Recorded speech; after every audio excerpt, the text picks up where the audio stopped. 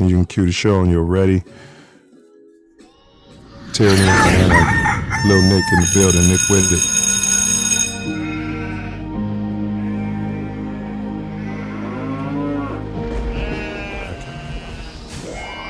This is your last chance. After this, there is no turning back. You take the blue pill. The story ends. You wake up in your bed and believe whatever you want. You take the red pill. You stay in Wonderland. And I show you how deep the rabbit hole goes. Oh, wow. Never seen this before. Remember, all I'm offering is the truth. I didn't even make you the...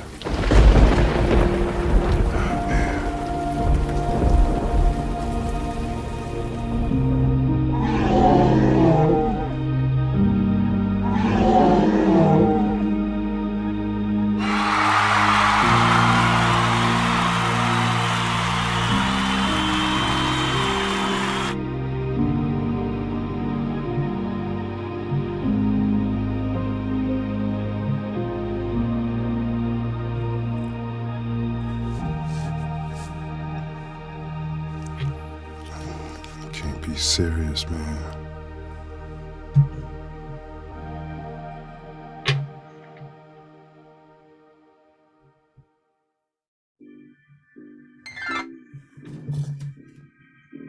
I'm just a kid from Chicago.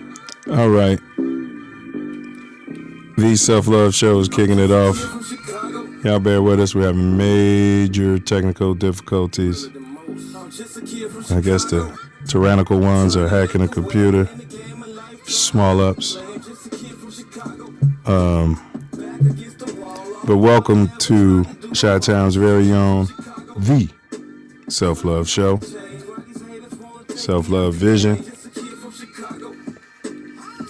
We got two mottos. The first one is on earth as it is in heaven. Big ups to the ancestors. Rest in peace, Mama Sky. And our second motto is as above, so below. Right now we can be found Malcolm exclusively right here on the YouTube channel. This ain't that network. Meaning this ain't Fox. This ain't ESPN. This ain't MSNBC. This ain't the Crying Negro Network. This is none of them. This ain't that network, or as we say, TATN.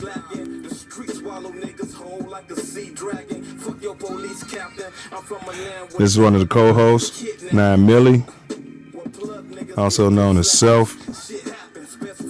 What down, Chi-Town at all. What down, Chi-Town and all. Repeat after me. I am greater than my excuse. I am greater than my excuse.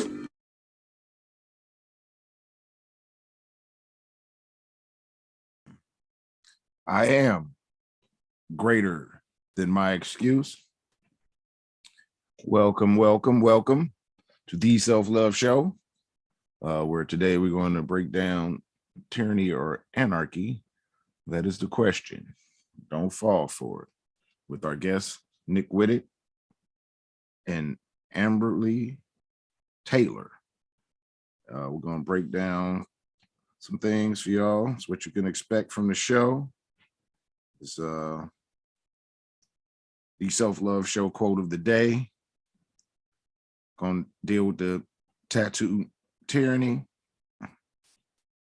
the dome teaser, and the topic next week's sneak peek, and my fave part of the show, Wordsmith's final words. But first, we have some announcements. I'm gonna put you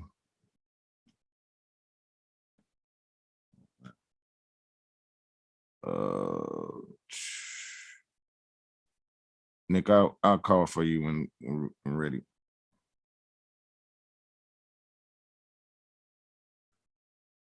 Gonna see announcements. I have a huge announcement. I know I talked about it last week or what have you, that is getting the heat put in. The heat is installed and running. Still have a few things to take care of with it though. But the major part of it is in and it is running well. Very well, I might add. Big ups to my cousins making it happen.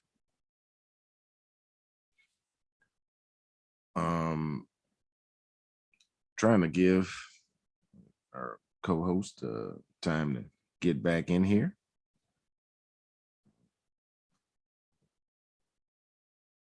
But I think I'm gonna roll the next video.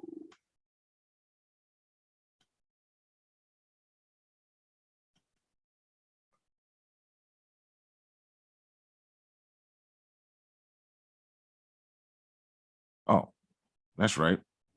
It's the more growth and development platform that we are building the Self Love Nation off of. It's very important. I need you to pay very close attention and be right back at you. Silverback More Growth and Development Platform. Number one, repair our nation via reparations. We demand our silver back. Number two, to connect our breadwinners with our activists. And three, show an accurate depiction of African American Chi-Town. 4, to shine a light on positive influences. 5, heal our community one person at a time. 6, to provide an unfiltered platform for our influencers. 7, recycle the black dollar. 8, to provide mentors for the mentorless. 9, to close the gap between us and our pink kinsmen.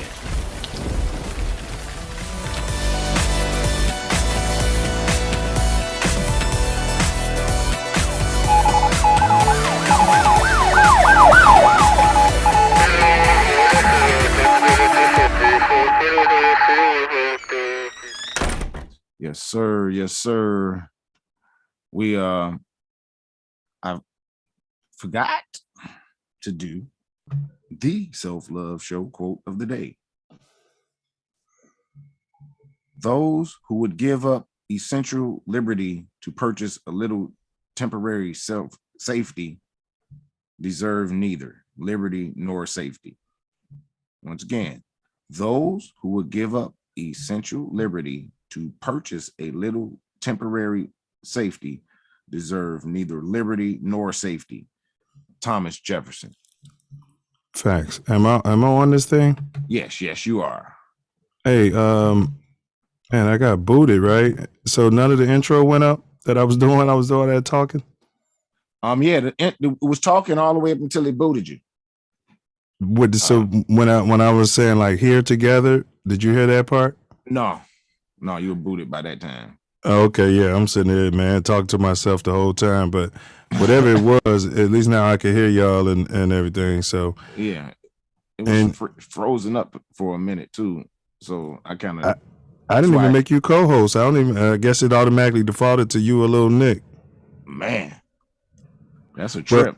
Well, you guys, we have little Nick in the building, and I'm sure he's probably got school and stuff tomorrow. I was having computer issues, so obviously we got off to a later start than normal. So if we're gonna push past, we could do the tattoo tyranny and the how to move. We'll do it after the guests leave if there's time. But did you do the let me just do the riddle. I do want to do the dome teaser. Let's see here. And happy holidays to everybody. So we'll do a quick riddle. If y'all can figure it out, type it in the chat. If you can't figure it out, feel free to wait to the end of the show, and that's where we'll give the solution to the riddle. So here we go. And Self Love's pretty good at these. What is always coming but never comes? What is always coming but never comes? The brain is a muscle. And so you exercise that thing, it's going to just make you more intellectual. Self-love, you got a thumbs up out there? I can't see you. I had my camera off. No. All right. So at the very end of this show, you'll get the key or the solution to the dome teaser. And but enough appetizers, even though we didn't get too many of them off. Yeah, let's quench the self-love nation's thirst. Yeah, I want to look at something else before we jump there. I thought I had. Yeah, I don't know if Nick's mentor is going to be in the building, but go ahead and play the. If production could play the long haul video, it's right below C Lane, and then we'll go ahead and introduce this brother and get him in here, and we'll get the show going.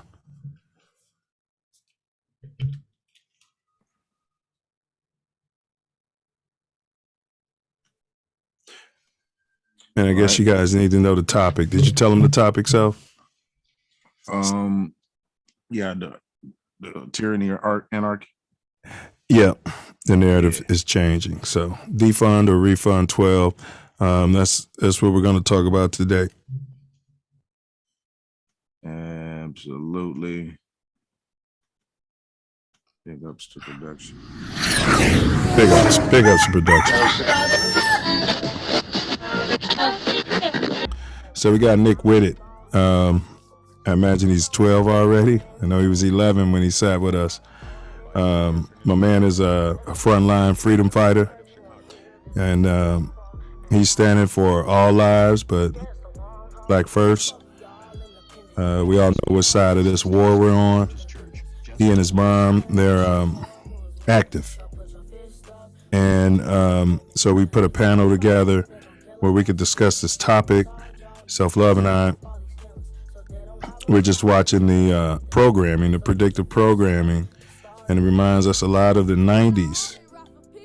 There was a lull in crime, and all of a sudden there was a spike in crime, and then they ran a bunch of old black women on camera begging for 12's help, and then we had battering rams in our door and militarized police department, and they started stuffing these prisons, which is just a plantation, with young black men. And so this is right up this gentleman's alley, and I do believe his mom's going to be a part of the panel as well. If not, we're going to make this happen like it is. So let's get Nick in the building, and you can kill that production. Rest up, Emmett Till. Rest up.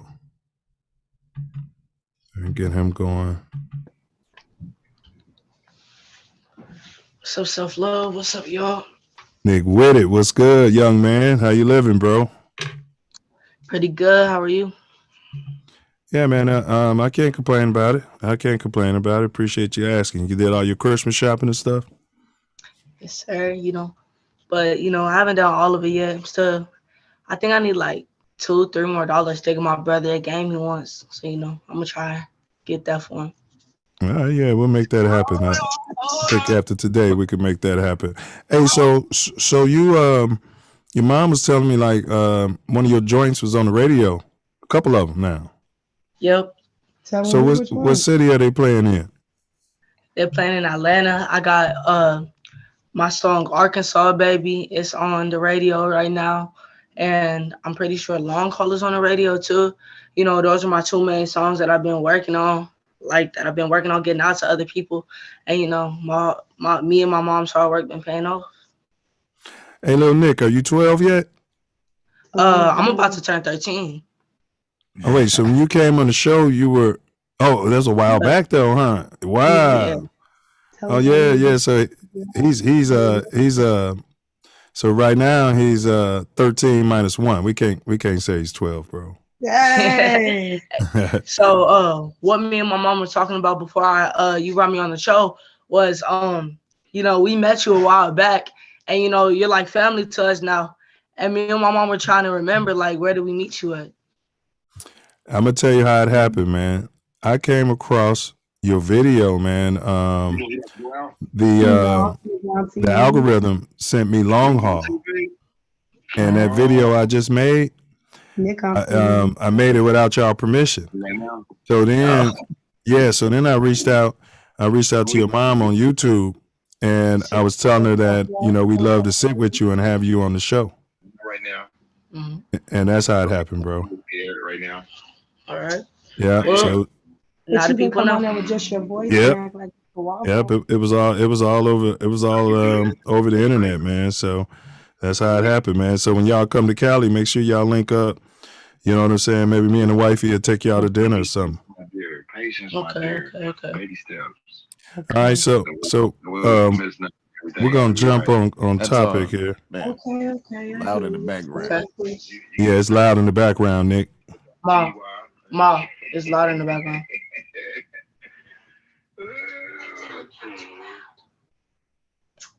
I'm too loud. I have to turn it down. Hold All right. So let's see here. Let me start out. So Welcome Nick, back, first of all. Welcome back Yes. to the Self Love Show. Thank you for coming back and doing this again. I know this is a topic that's near and dear to your heart, and we're gonna unpack it. All right, let's get it. Yeah, and we're a little disjointed, man. You know, the show didn't jump off as regular, but no excuses. We're gonna make it through. So before we get going, is there anything you want to say about anything you're promoting, or anything, any causes that you're right on the front for right now? I have a protest coming up on the 3rd of next month, and it's a school to prison pipeline protest, and it's about how the schools in Oklahoma and really around the United States are preparing their students for prison. Yeah, I call it pre-prison. But go ahead, bro. Go ahead.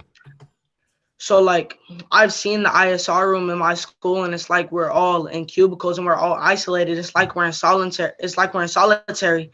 So like it's putting them in a mindset to where I've already been through this. I know it's putting them in a mindset to where like I know where they're making them think that they're gonna go to prison at one point in their life. So it's making them think, I know I'm gonna go there at one point, so I might as well do something that could help me out right now. Like somebody who's going to rob someone so that it could help them pay their rent or something.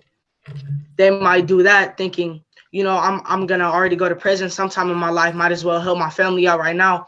So I have a protest going on, and it's just about bringing awareness to that cause. And, you know, maybe we can have the people come out and use our people power and do something with it. So, and one thing that I always talk about a lot about Oklahoma is we alternate 45th and 46th in education in America, but we stay at the top at number 1 in mass incarceration in America. Wow. You know, back to your thing about the pre-prison, I had that revelation a few years back, Nick. Maybe you weren't even born yet, bro, but I was going past a school in LA, and I saw the kids and the way the fence looked, the way the construction of the building was, the uniforms they had on, like white shirts, and you had like the black kids in one section, you had Hispanic kids and stuff. I know I told you, I'm like, man, it looked like a prison yard. Yeah. They make us wear uniforms there. They make us wear khaki pants, Yep, a white or black shirt. Yep, And it's like just like a juvenile detention center. Yep. So I visited the juvenile detention center a lot, not for anything that I did, but to visit my cousin. And he was a very huge victim of the system and a very huge victim of the school prison to pipeline thing. Yeah. Yeah. And you know, I'm working on a song right now about his whole life story, and it's based off of the song Bloody Canvas by Polo G, and I'm going in that storyline sequence, and it's going viral right now, actually. Man, I love Polo G, man. He's one of the younger artists that I can mess with these days. So, all right, man, you got anything else? Because we're gonna jump on topic. All right. Do y'all want to hear the song that I wrote for Koyante right now? Like a little piece of it. You gonna do it a cappella? Yep. Yeah, drop it. Drop it when you're ready, bro. All right. Let me tell you about my big cuz. He was only 14. High school balling, gangbanging with some sports dreams. No supervision in the streets, trying to score a 3. Bro, really crippin' in the hood. It was war spree. Touched as a kid, so that led him to some more grief. He gave his soul to his set like Illuminati. You give him any disrespect and he'll catch a body. Mama gone and he ain't know it. He wasn't raised right and he ain't even want to show it. Saw a whipping and he stole it. Took his pain and he wrote it. Lighted up and then he faced it. Took his grief, he ain't got wasted. Never knew how good tasted. Papa asked to get some basted. Through the savage, nothing basic in the tree with metal cases. 223 was Tay's favorite. Hey, man. Yes, sir. Self Love. You're going to have to get him in the lab. I know y'all was talking about that the last time he was on the show. Get him in your Chi-Town lab, bro. Hey, Chicago, the Witty Every City. I already know. Getting the lab together in my crib right now. Yeah, right. He on the block where G Herbo grew up at. Whoa. Yeah. G Herbo, shout out to G Herbo. Yeah, big ups. I think they No Limits or something like that. Big ups G Herbo. And all the guys though. Thank you. Facts. All right. So man, that was dope. You got any commentary, Self? Yeah, that was dope. Very talented. Thank Like you. how you use your music. Facts. All right, let's jump on topic, and then at the end, it'll be an open forum, and we could just chop it up if you got time. I don't want to keep you up all night, man, because you got school and stuff. So, We on winter break right now, so what break? Oh, Christmas. Yeah. Holiday. What they call it? Is it Christmas break? What they call it, man? Yeah, winter break. Y'all invite people to Winter break. So we share it. That's wild. All right, so hold on, I'm just dropping this link out. Nick, you want to? All right. Let's see here. You guys, if you're out there, like, share, and subscribe. Self Love and I, we're on a journey. We're on a journey to 10,000 subscribers. Once we get to the 10,000 subscriber, we're going to make a move that's going to spark change worldwide. But we got to get to 10,000 subscribers for it to make sense. So we're asking everybody to subscribe for that purpose. We sleeping giants. We kind of in the cut, but when we move, we're going to move. So tell everybody y'all know, like, share, subscribe on this link. Like minds will shine. Like minds do shine. All right, let's see here. Get past the self-heating system. You got your heat, huh, bro? Right. Yes, sir. All right, so I'm gonna start right now. Yeah. All right, so here we go, y'all. Just want to give anybody who hasn't seen the show our purpose. So what we do is we chronologue. We're telling our story. One of our biggest quotes is that if until the lion learns how to write, then the hunter will always tell the story. And so what we're doing is our purpose is to show our people in a more accurate light. Also chronologue this information, like what Lil Nick's talking about, or Nick with it. And then down the line, his kids, they could see what he was about, his perspective of society at each particular part of our lives, because you just don't see on those major, news sources quite frequently. You just don't see it. And when you do, it's just a short clip or a sound bite. So let's jump in it without further ado. So why do you think, Lil Nick, and this is for Tori and everybody, but I'll start with Lil Nick.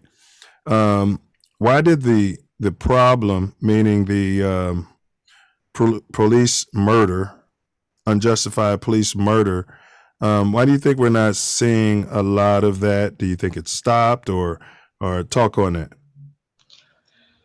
I don't really think it stopped yet. It just happened. Like murders normally, like unjustified police murders happen all the time, but there's people Covering. they just like they don't find out until years later, like things with Elijah McClain. Like we didn't find out Elijah McClain until a year later, and it happened in the city I lived in. So Ontarius Johnson too, he got killed on his birthday running from the police. So like they haven't stopped yet. We just haven't found out yet. Okay. Self Love, what do you say about that? Like they just killed somebody in Lawton like the other day. Like, so, you know, Yeah, we they don't happen. find out. Yeah, they happen all the time. They're still happening, and like Lil Nick said, it's not publicized. You know, there's a lot of rampage and upsetness about different families because they're struggling to get the cases open and reopened. Yeah, I know. From my point of view, you raised a good point, Nick. That I guess because the police, they could cover it up or write whatever they want in the report, and unless there was a witness or somebody to film it, or like you said, the family is really pressing for some outside investigation, maybe to bring the sheriff involved or a state investigator. It does sound like it'll be pretty easy for them to cover this up and keep everything cover it up and keep everything, low key. It seems like there's been an agenda to kind of keep that stuff from getting out there. And what's up, Amberly? What it do? I had to step in. The journalist in me. I couldn't be quiet. But yeah, that's what it is. It's suppression. They've stopped reporting on it. People will say, we don't want to keep the mess up. We don't want to rile the people up. We don't want to do this. We don't want to do that. But it's suppression, and it's prevalent in Oklahoma a lot. Like when we saw y'all covered the Oklahoma City County Jail riots with me, y'all were right there going hard with me when Yes. nobody would cover it. Yeah. And I still have behind the scene footage that I sent to every news media outlet of the torture that's going on with those inmates in there, and still nobody will cover it. And they're actually charging those inmates that we were helping that day with murder for the inmate that lost his life by the hands of the police that day. Wow. So not only were they tortured, but they watched their friend die. They held his head while it bled out for over 40 minutes until they came upstairs and took his dead body away. And now they're being charged with murder. So it's like that law where if Self Love and I are out and we're committing a felony, and during that act, the police accidentally shoot somebody else, we get charged for that. Yes, it's called felony murder. And that's what's one of the biggest laws in Colorado that I'm fighting right now is to end felony murder, but it's also prevalent in Oklahoma as well. And yeah, if you're committing a felony and somebody dies, then you are responsible for that murder according to the law. And that's just not right. There's a lot of people doing life in prison right now when they never took a life. But the media plays a huge role in the part of that suppression. And sometimes, like my cousin was telling me some information yesterday about how there are weapons tested on inmates and how vaccines are tested on inmates. So I was like, yeah, I've been knowing about that since 2009, but I don't want to die either. So I understand. Sometimes you're scared and you don't want to, but we saw the masses going out. We saw all the independent journalists. We know that we're not alone when we're reporting stuff on police brutality. So, there is people that's going to have our back. So journalists in Oklahoma, you got to stand up. There was just another murder in law in Oklahoma. We watched Ontarius Johnson follow commands of the police officers and still died. So Oklahoma, come on, let's get it, journalists. Come on, let's start. So yeah, that was my little step in. Well, no, we wanted to step in and so we'll throw it to Nick and then we throw it to you and then we're all gonna address this together. So do step in. But Thank you. There was a case I can't remember. There was 4. I mean, these were like, I'm not gonna call them. These were actually good kids, and they were looking to steal a car for a joyride, right? Like 4 or 5 of them. And the homeowner or the car owner came out, shot and killed one of the kids, and then they charged the 4 juveniles with felony murder. That's like crazy. Yeah, so we are advocating for a man he's a baby. He's 23 years old, and he also is mentally ill. But yeah, him and his friend went and they robbed this guy, and this guy killed his friend. And now he's going to do a lot of time. So he lost his friend. He made a bad decision, and I say that all the time because both of my nephews were just on the first 48. That one of them is being charged with capital murder, and they're probably going to give him the death penalty. And he was defending himself. But Black people do not get to. We don't get to use the Kyle Rittenhouse defense. We don't get that. No, we don't. And I'm Native, so I include myself in that because a lot of times we are excluded from those laws as well. Oklahoma's a little different. We've put our foot down and we have places where we are safe here, but it's not like that everywhere. And we don't get that choice. We don't get that chance. And my babies aren't going to get it either. And it's just going from generation to generation. And it's really sad because we could stop it. We saw that in Colorado. 4 days. That Colorado truck driver was sentenced to 110 years. And in 4 days, they are reversing the sentence because of the power of the people. So we know we can do it, right? But there's a baby in Colorado who we're fighting for. So we're trying to stand together state to state to end felony murder. Yeah, that law came in during the 90s. It was all part of, filling up prisons. It never made much sense to me. Conceivably, you could just be out and you didn't kill anybody, you know what I'm saying? And now you get a murder on top of it. That's really weird that they have to, add that to people's charges when they're dealing with, losing a friend. I always say we're not, they judge us by our worst moment and our worst day. You could be a perfect person your whole life and you have a bad moment, and that's what you get judged on, and that's got to get turned around. That's what I was fixing to say. I was like, dang, where was I going? All right, let me jump up. I was telling my nephew, you don't get to be human, honey. You don't get to make mistakes. You don't get to have those childhood growth moments because, you wake up Black every day.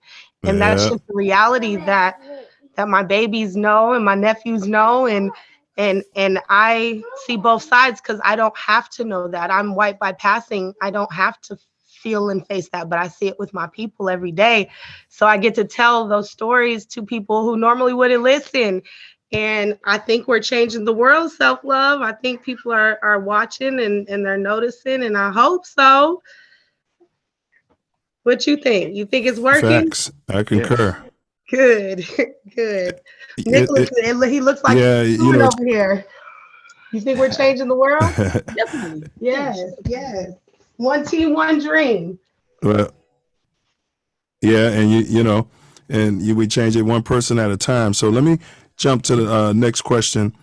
What do you all think is the main cause of this, quote, crime wave or spike in crime that we've been seeing, I'd say, over the last 5 months? Not just, the comment on the main cause, and you can go into causes as well. I'll start with Lil Nick. I feel like the main cause of this spike in crime is, like us being poor. Like there's been so much money given out to certain areas for them to help pay people's rent and pay people's bills and stuff. And like the other day, it's right before Christmas. We got a couple days till Christmas, and they were kicking the lady out.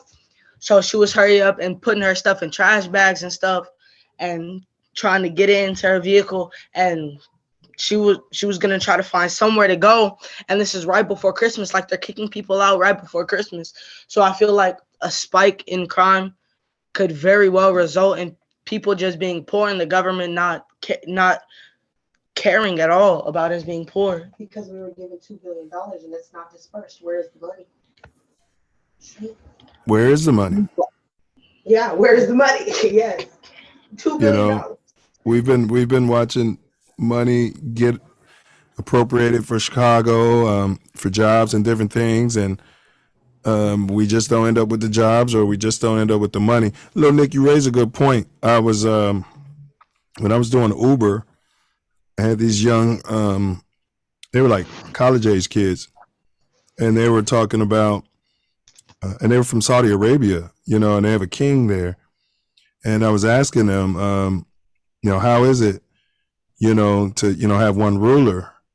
And they felt like, they seemed like they had some money. Don't get me wrong. Like they were part of the royal family. I don't know, because they were in my Uber. I don't have a fancy Uber, but they didn't seem poor.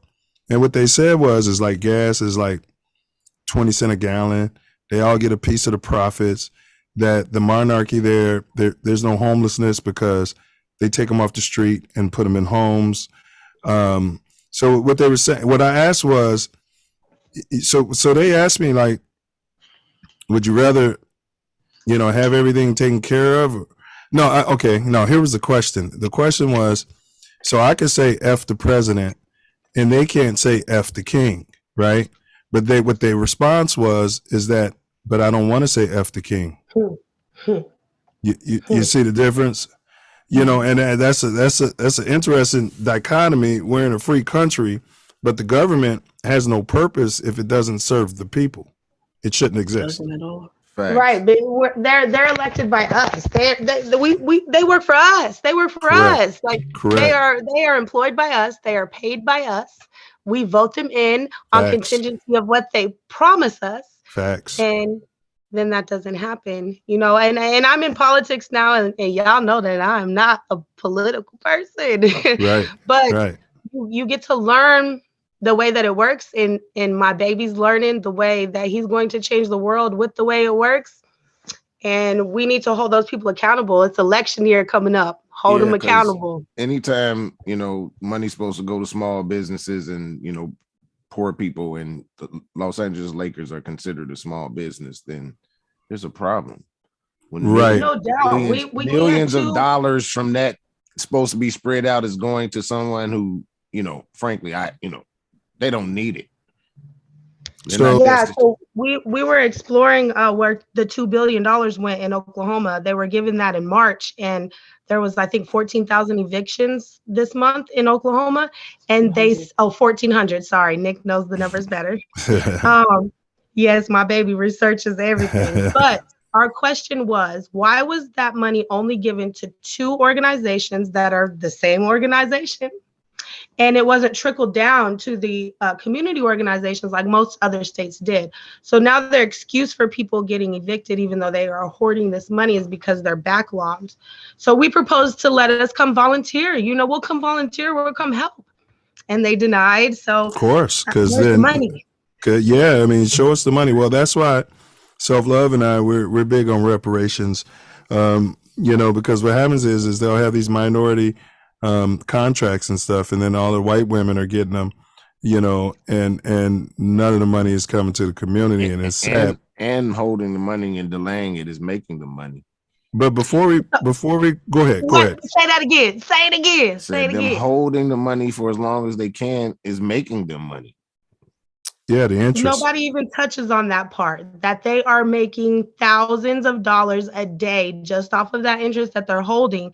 And like you said, white women, white men, they're getting those contracts, they're getting those bids, and they're saying that they're building community projects whenever it's really part of their business that they're making money off of, and it's not benefiting the community. Well, Amberly, your son brought up poverty, and that was what Dr. King was talking about towards the end of his life, rest his soul, as one of the main causes of the current crime wave. Are there any other, can you think any other reasons why this crime has spiked? The money's gone. Our COVID payments are gone, and we still in the same stuff. Also, we are treating people who are poor as less than. Oftentimes that we don't bring them to the tables or open doors for them that would take them to other levels out of poverty just from that labeling theory. Just from a perfect example is I was working another job and they haven't paid me for like 6 weeks. And I was faking it till I make it. You know, I'm sitting at tables with real prestigious people. They don't know I'm poor until I had not got paid so long that, you know, I was fixing to get evicted. So when I went to go ask for my money and they found out that I was poor, they started using terminology like, oh, you're hurting or you need it, or, well, yeah, by now I am, but I worked for that money. That don't mean you get to treat me different. It's if I had $100 million in the bank and I worked at McDonald's, I want mine.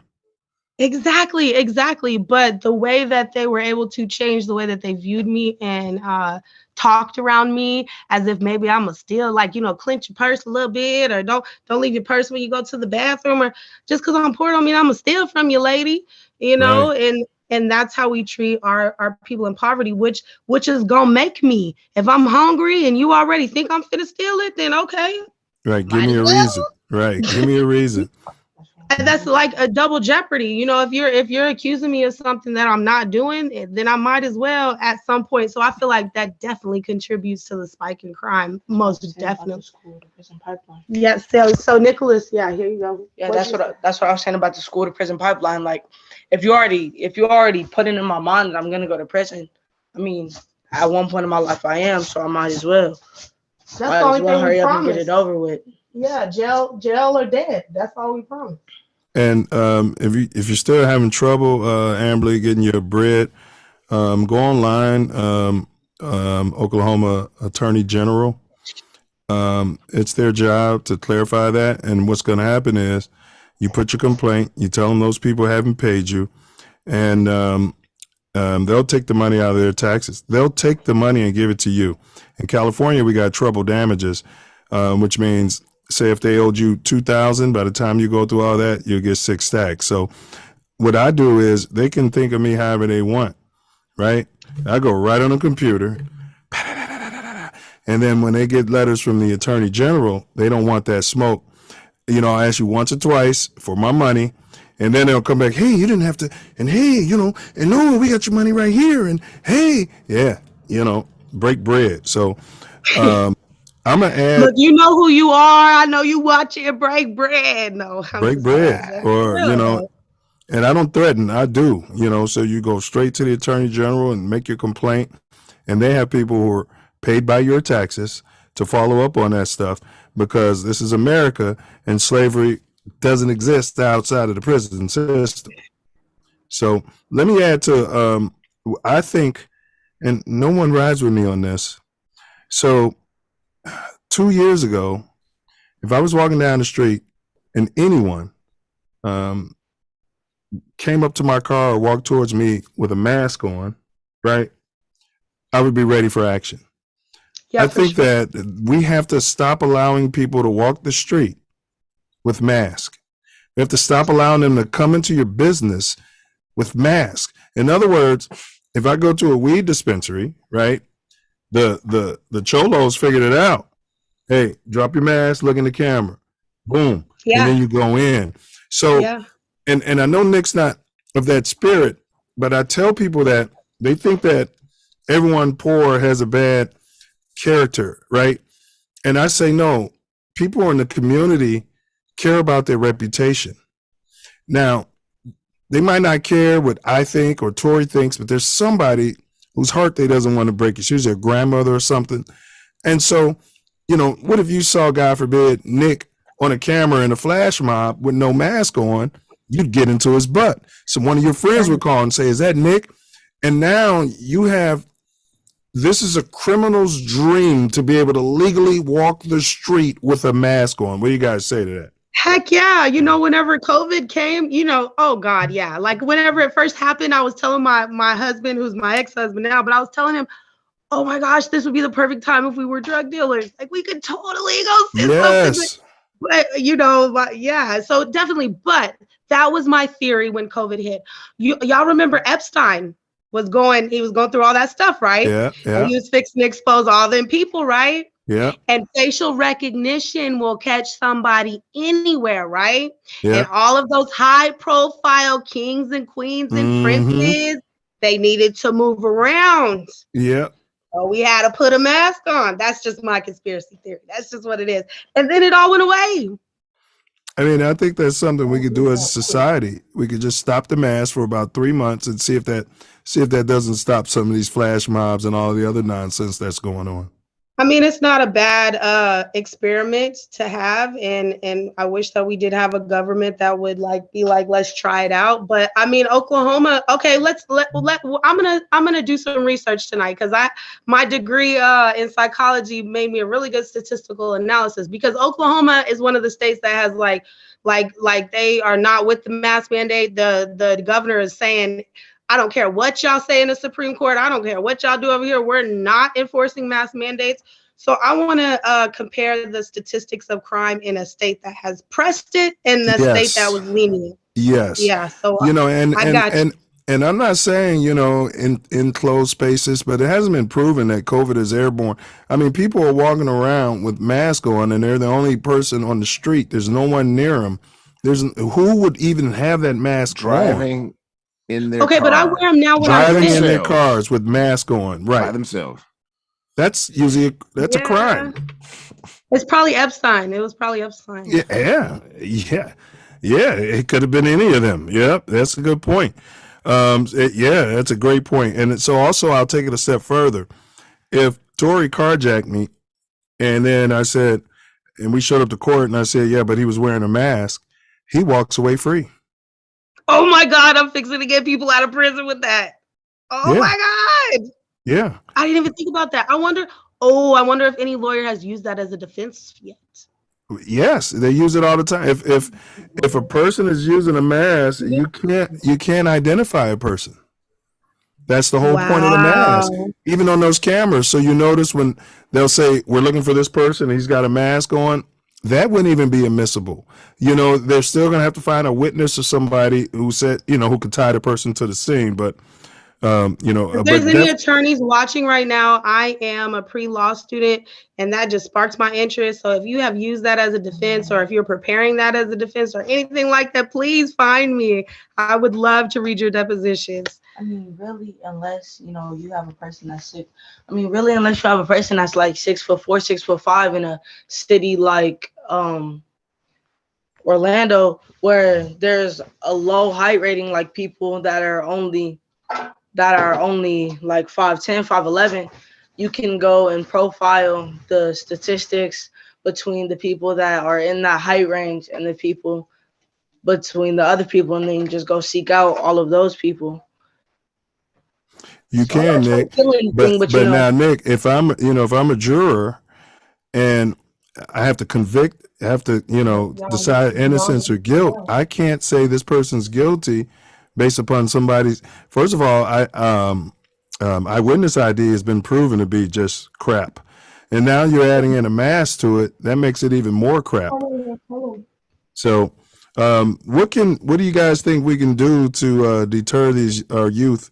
And Nick, this is probably better for you and also Amberly, because you are into the legal side. But Nick, you're young, man, and you probably know more about it than I do. I know they're on the internet and see, man, back when I grew up, the flash mob was they'll show up and just start dancing. You know what I mean? It'll be 100 people show up and start dancing. Now they'll show up and start robbing people. So what do you think could be done as a solution? I know you said poverty. So what, find jobs for these kids or what?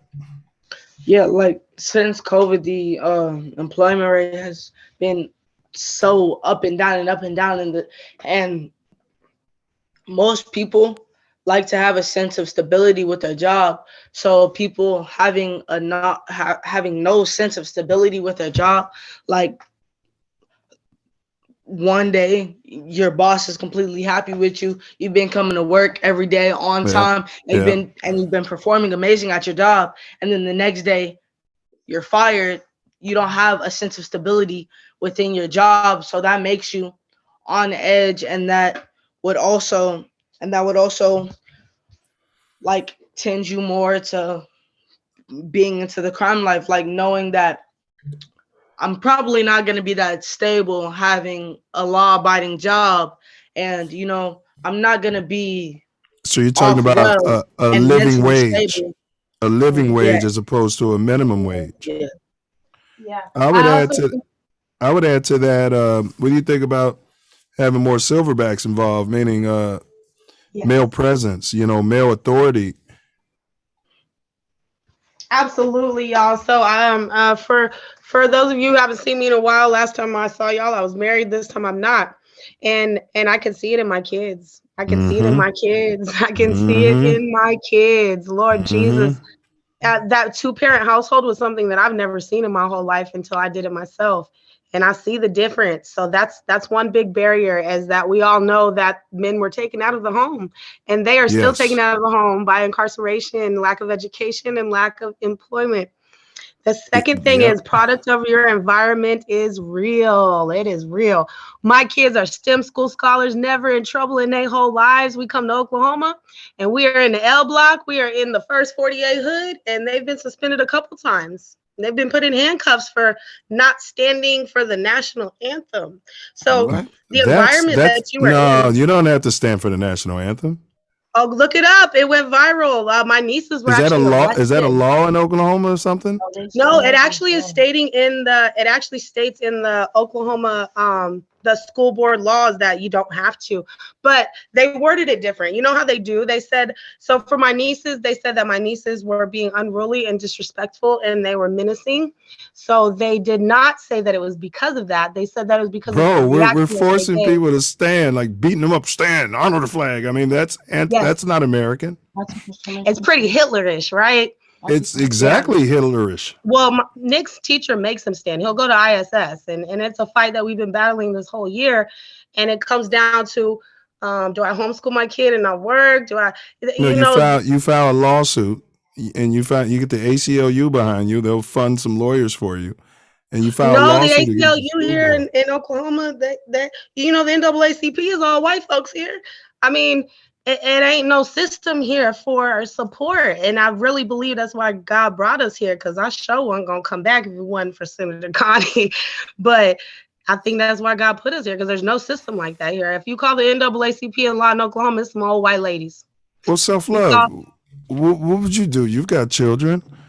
I mean, he's been your son or your daughter's been handcuffed for not standing for the national anthem. When you talk about conditioning for prison, I mean, in an army Yeah. town, Yeah. in a town that fights for your rights. Don't think I could let my children be a part of that. It's they're teaching tyranny. Yep, they're programming them to they're accept tyranny. Programming not only the pipeline to school to prison. If you're not in that pipeline in the school, you're a pipeline for a job. I mean, that's what they're not trying to make you a critical thinker or any of that. They're trying to prepare you for a job. The largest supporter for schools that ever was at the beginning was the Rockefellers and them as such, and they structured the work day and the school day the same, with 8 hours and 2 breaks and a half hour. So you're saying school is pre-prison and also pre-plantation? Yes, Pre-plantation. Oh, facts. Because they're grooming them with a field worker, and big ups to all the field workers. I don't mean no disrespect, but with that mindset, as opposed to I can go off and start my own company, or I could be a boss. Right. And it's 3 types of educations. They have one for the field, the one for the overseer, and the ones for the elite. And you know remember, what I mean? I got lucky. I had and they some of use that. that to separate us. Yeah, both of us did. Yeah, and I So- kind of know, and I do know the difference. Your ship told me that something he didn't learn until college. I was like, man, they was telling us that stuff in 6th grade. Yeah. So, And he went to a vibe where they would tell you. Go ahead, Nick. So it's a thing I see a lot, like a thing that I see on the internet a lot, but there's so many different talents at my school. Like, I know so many different people at my school that are really good in programming and coding and building websites. And then there's also potential 5-star high school recruit athletes. Mm-hmm. And then there's people who are like another Pablo Picasso, but they got the people who are amazing at art and very skilled drawers and painters in a band class and in the PE class, and they have the athletes in a drama class and in an art class, and then they have the coders in a different like they have the coders in a PE class or a different art class. So it's set like me. I in 4th grade all the way to 6th grade in my STEM school, I learned how to code and I got really good at coding. But here they set my electives to art and PE. So they took your brother to remedial classes and didn't even test him or freaking tell me. They just, because he was black, they put the black baby in the freaking remedial class with the rest of the black kids. So my little brother's first day of school, they put him in a remedial class without letting him do any assignments or answer any questions or do any tests. And they put him in a remedial class. And then my brother came home, he told my mom, and my mom asked what the remedial class looked like. And they said it was the whole classroom was full of black kids. So they put all of the black kids in a remedial class and let the white babies be in the class and learn and be set up for success. Facts. And they're conditioning the remedial students for prison. And me and my brother, like my brother is like really, he's nowhere near remedial. He's really intelligent. And also, so in my class, my teacher, she got mad at me. She almost sent me to ISR for correcting her on, like, I respectfully corrected her on a problem. So the problem was the problem was y equals 3/4 x plus 1. And I was trying to figure out x. And she put down the answer as the run, which is moving on the x-axis, as 3/4, and the rise moving on the y-axis is 1. And I raised my hand. She called my name. I said, "Miss Elliott, I think you have this backwards." And I went up to the board and I corrected it. And she told me to sit in Miss Mitchell's office, which is the dean. Now, see, at the school I went to, you would have been awarded, even promoted to a higher class. If you weren't already on honors track, they would have bumped you up. Like, they didn't punish you for that. They're punishing kids for the right answer. Self, what do you got to say about that? It's lunacy at best, man, because, you know, the schools I went to when I was younger, I could challenge and debate the teacher. Yeah. The schools I went to, there were only like maybe 10 students in the school. Yeah. And you know what I mean? And they welcomed that. Do you feel like you could do that in Colorado more than here?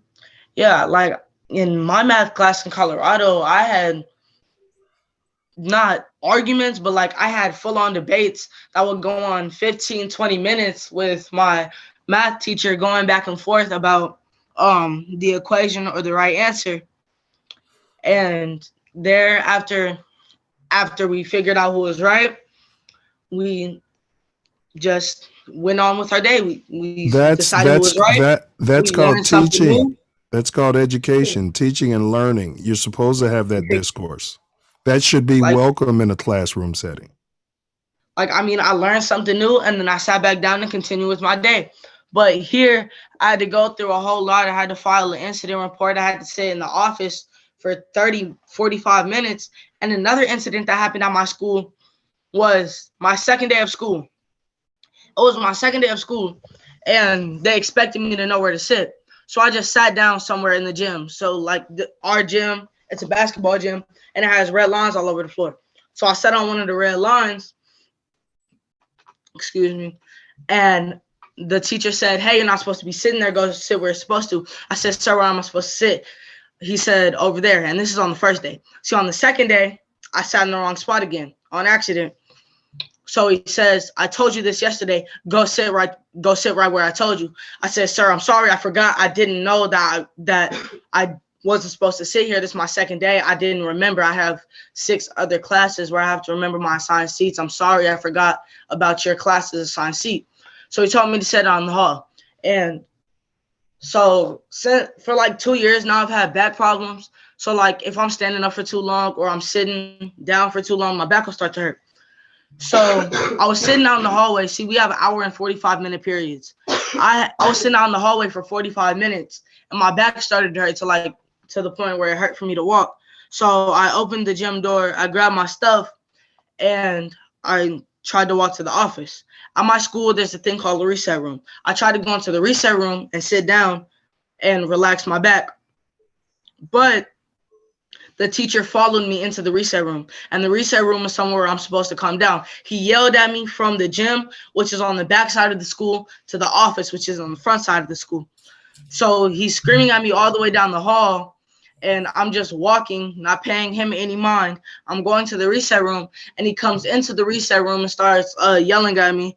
So I can't. So I raise my voice. I say, "Sir, leave me alone. I'm trying to calm down. My backside. I've been in your hallway for like 45 minutes. It's almost the whole class period, and you haven't said a word to me." And then I got ISR for 3 days, and Wow. ISR is instant restrictions.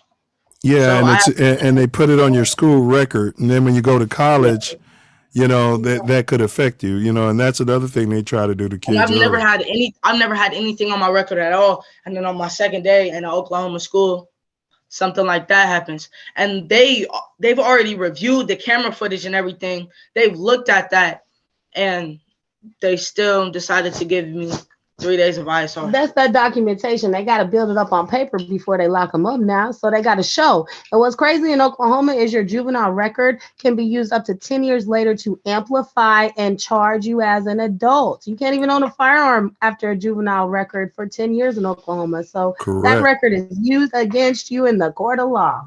And that's what it's all about. And it goes back to what I was saying earlier for the silverbacks out there, man. Y'all got to be in the picture. Whether or not, you know, you're in the house, you got to be in the picture. And when you hear this kind of stuff coming from your son or your daughter, you got to show your grown man butt up to the school and have a face-to-face with that teacher. Facts. You know, there's not going to be anybody screaming at my son, here's my phone number, give me a call, you know, and don't let it happen again. We got a plan. See, we're strategic. We're going to every school board meeting. We are going to protest. We are filing complaints with state representatives. The background. Yeah, but if you can get you said it was on film, him shouting at you, man, I'd put that up on my YouTube page, man. Watch that thing go viral. You know, you should better have access to it. You know, maybe I don't know how you can get access to the school's cameras, but they might give me, I don't know. Yes, you get the media involved. We could subpoena it for sure. Yeah, you get the media involved, man, because showing people is because that's just crazy. That's really crazy. So what we're gonna do real quick, y'all, we're gonna take a quick 5-minute respite, and then we'll come back for about another 30 minutes. I got another few questions, and then I'll let this man get to sleep. So you guys, Nick, you can mute, stop your camera and mute it, and we'll see you in about 6 minutes, bro. Yes, sir.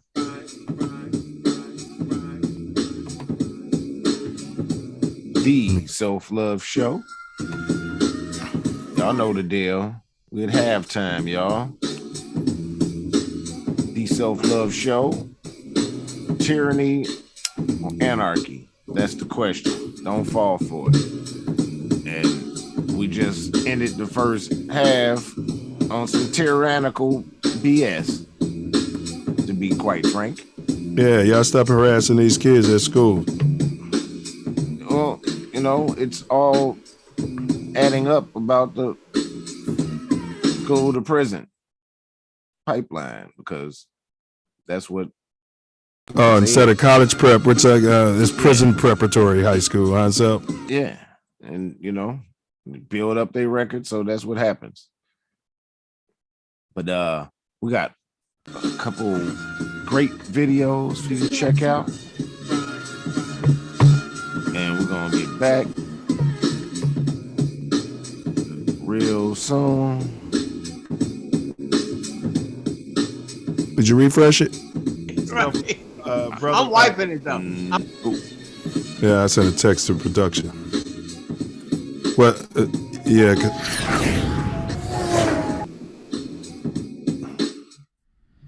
Yeah, you guys, like, share, subscribe. Like, share, subscribe.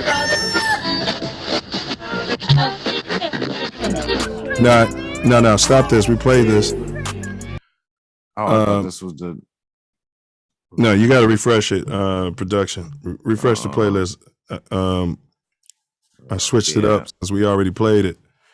I sent a text. Yeah. Nope. You might have got a text when I was. Yeah. Doing the show. Yeah, I just switched up the order so that we're gonna play Lil Nick's song again. We're gonna for the break we're gonna play Ode to the Pros and then C Lane's joint. Big ups to C Lane. It's called Black Power. I think it's appropriate. So it'll start out with the Ode to the Pros.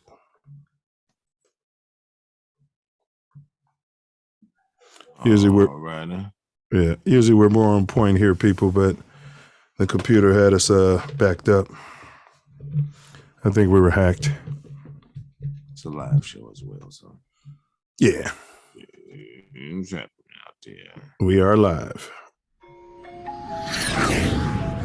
Yes, sir.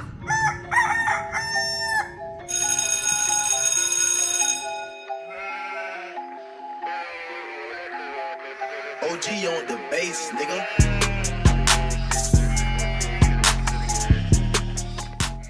What are you looking at, slave?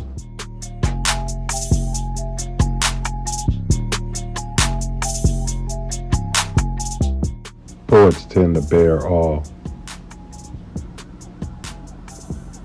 to expose all. At least the dope ones do.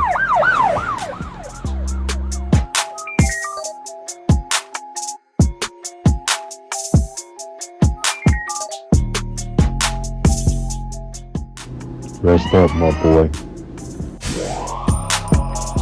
12 pigs with lipstick. First prize badge for the fattest 12 dipshits. In cute little blue SS uniforms. Sad, chicken little. Livers and gizzards so brittle. Pigs to slaughter. Lambs of the creation. Pigs blowing 7 horns of 7 nations. 12 unicorns added 1 giant leap just for reverberation. I got a feeling. Yes, I got a feeling that swine ain't healthy or appealing. I got a feeling that soon the kings will rise and start doing the kneeling. I got that feeling. 12.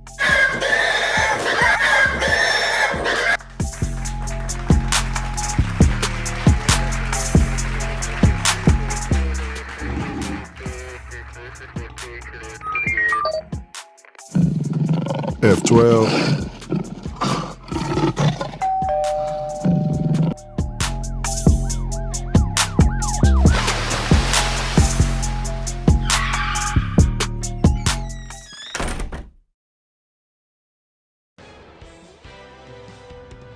Rumors of a riot shut down several Lawton businesses on Friday. Some that's not right. Up windows. 7 News reporter. Let's see. My bad, y'all. Oh boy, how did that happen? How did that happen? Let me see here. So, wait a minute. It shouldn't have done that. It sure shouldn't have, but it did. Hold on. This say C Lane though. You're right. It shouldn't have gone there, but just roll to C Lane.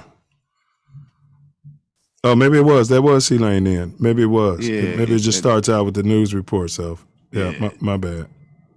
It's all good because.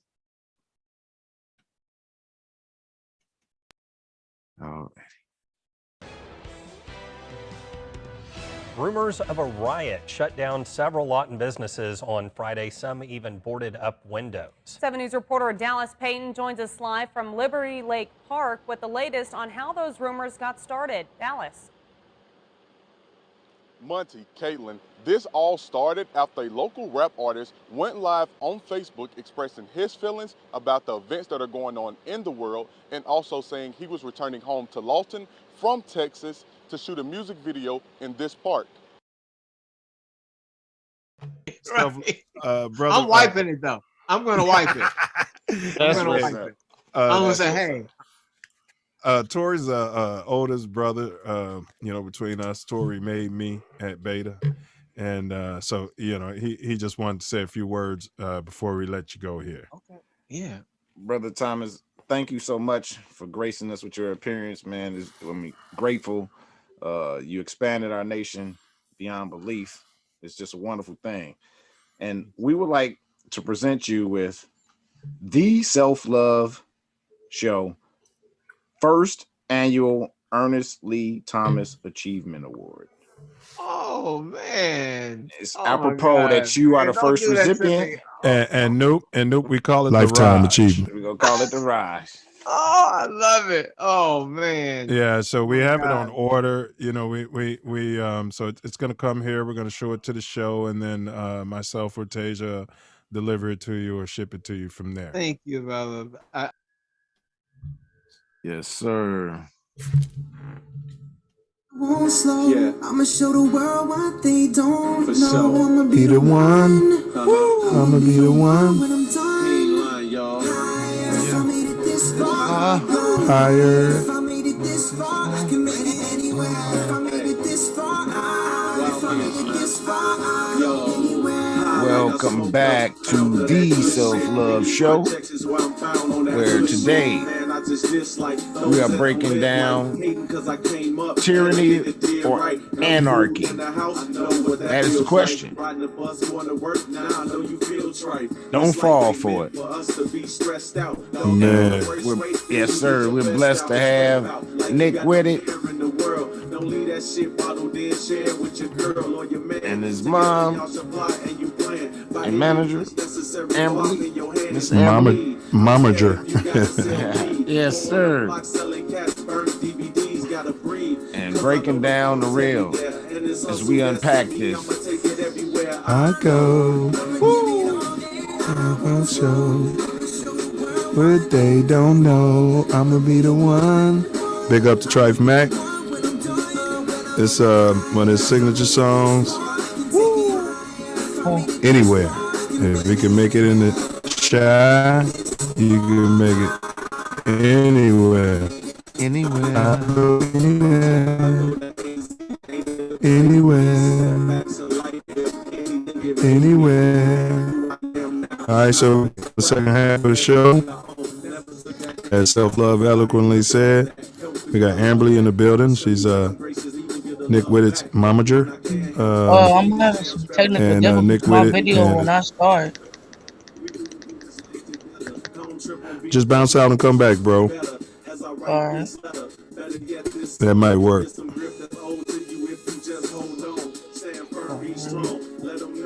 You know how to remove them. He gone. Yeah, and I think because they were waiting in the cream room before we got in, I think it whacked everything out. Yeah. Great topic, man. Refund or defund, what are we going to do? You know, we're going to fall for the banana up the tailpipe, the same okie doke we fell for circa the 90s, Self? Well, I mean, predictive programming says so. Because the way things have been going, like, it's foolish at worst, at best, and something far Alright, okay, here we go. more nefarious.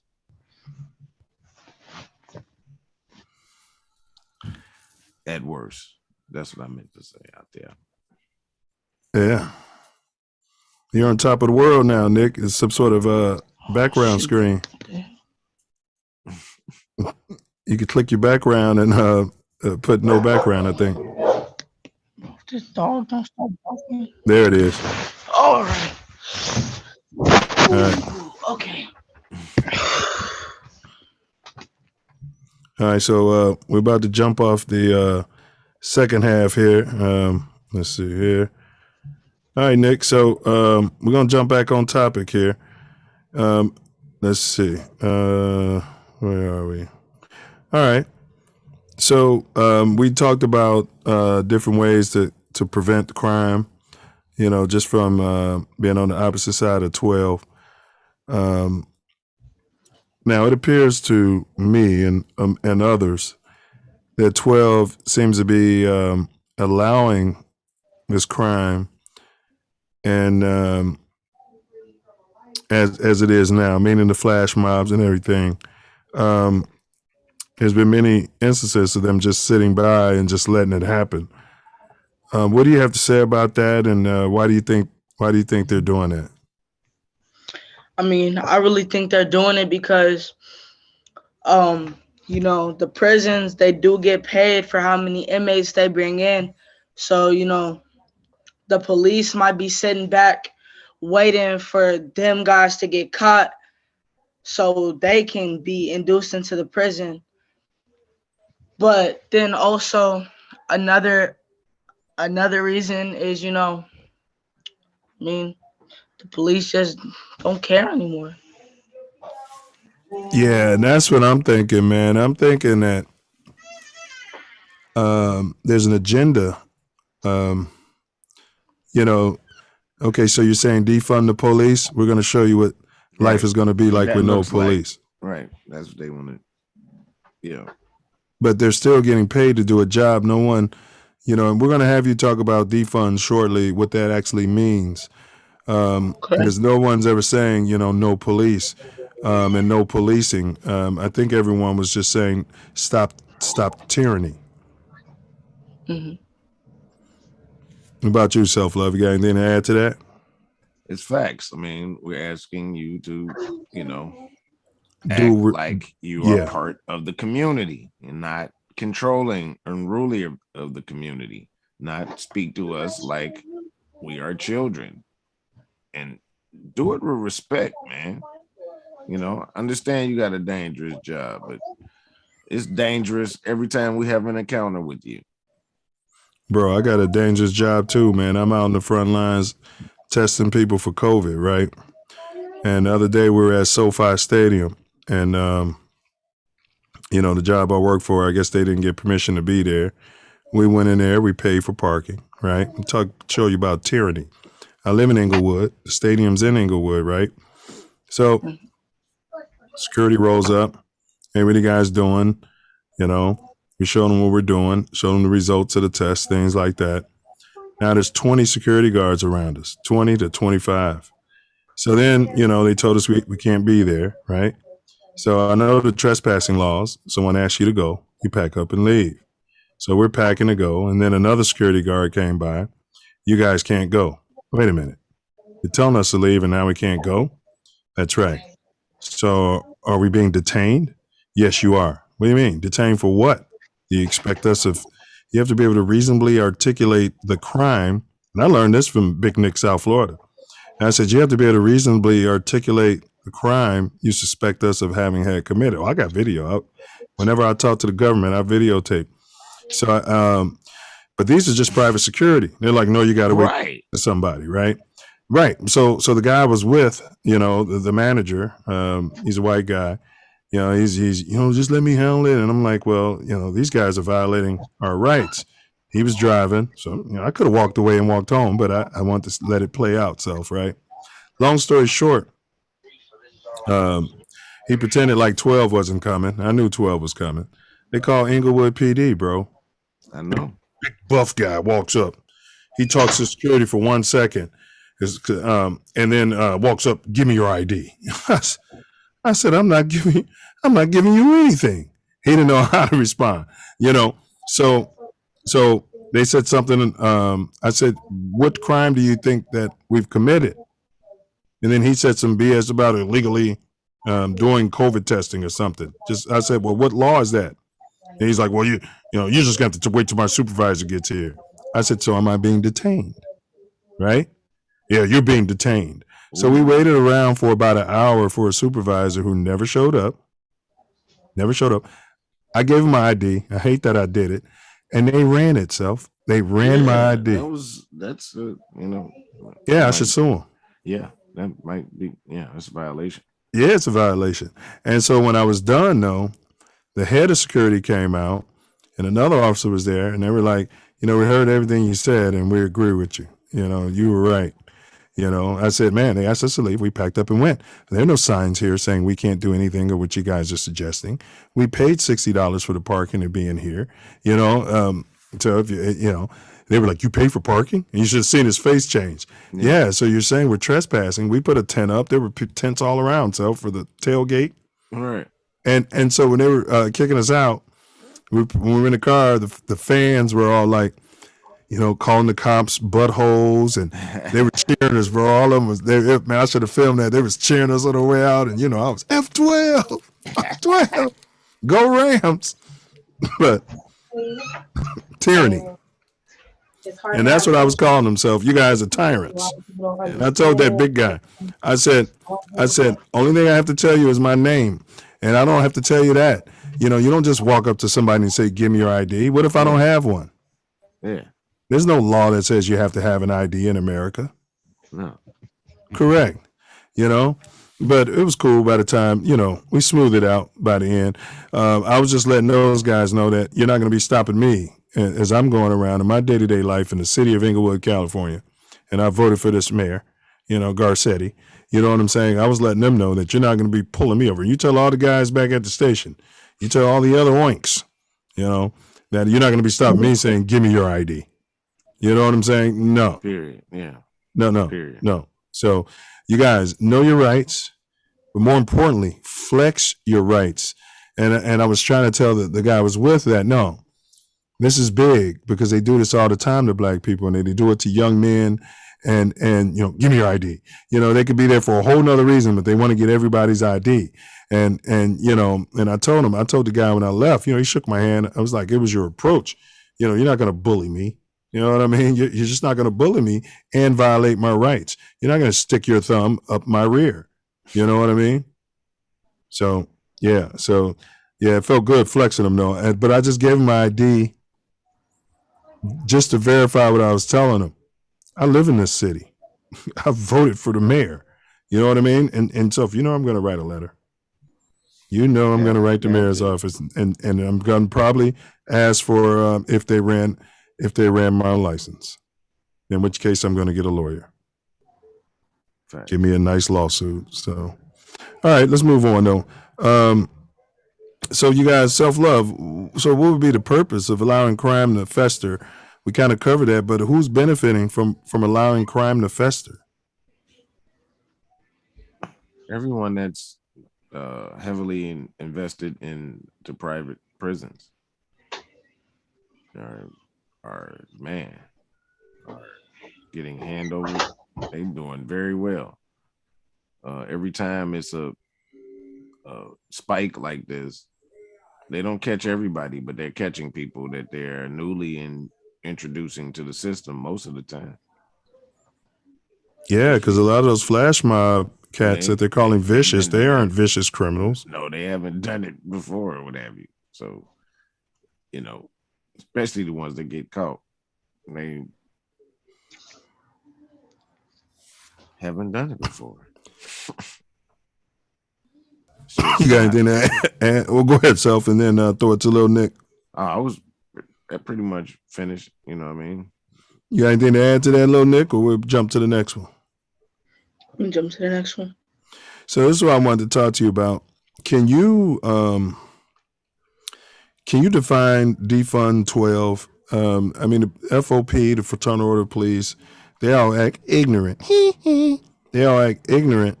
Even some of our government officials are redefining what I think the activists were mean by defund the police. So what does that mean? it means stop overfunding the police. I mean, we're giving police level 4 body armor and helmets. And for all my people who know what level 4 is, that's military grade ARs. What civilian has military grade ARs? And if any civilian has a license for military grade ARs, why aren't they under supervision? So we're giving them enough money to be able to buy those high class military grade things, but there's orphan homes having to kick out orphans that are 15, 16 years old because they don't have enough money to be able to buy them housing and clothes and be able to pay the bills on that. Or they have people getting their lights cut off and being evicted right before Christmas. That money that's being used to buy level 4 can be used to buy level 2, and the extra money that's given to the police can be reinvested back into the government and dispersed for poor people like us. That's a great definition for any 12 out there who might be listening. No one's saying that you guys shouldn't have a job. We want you to be more active in the community.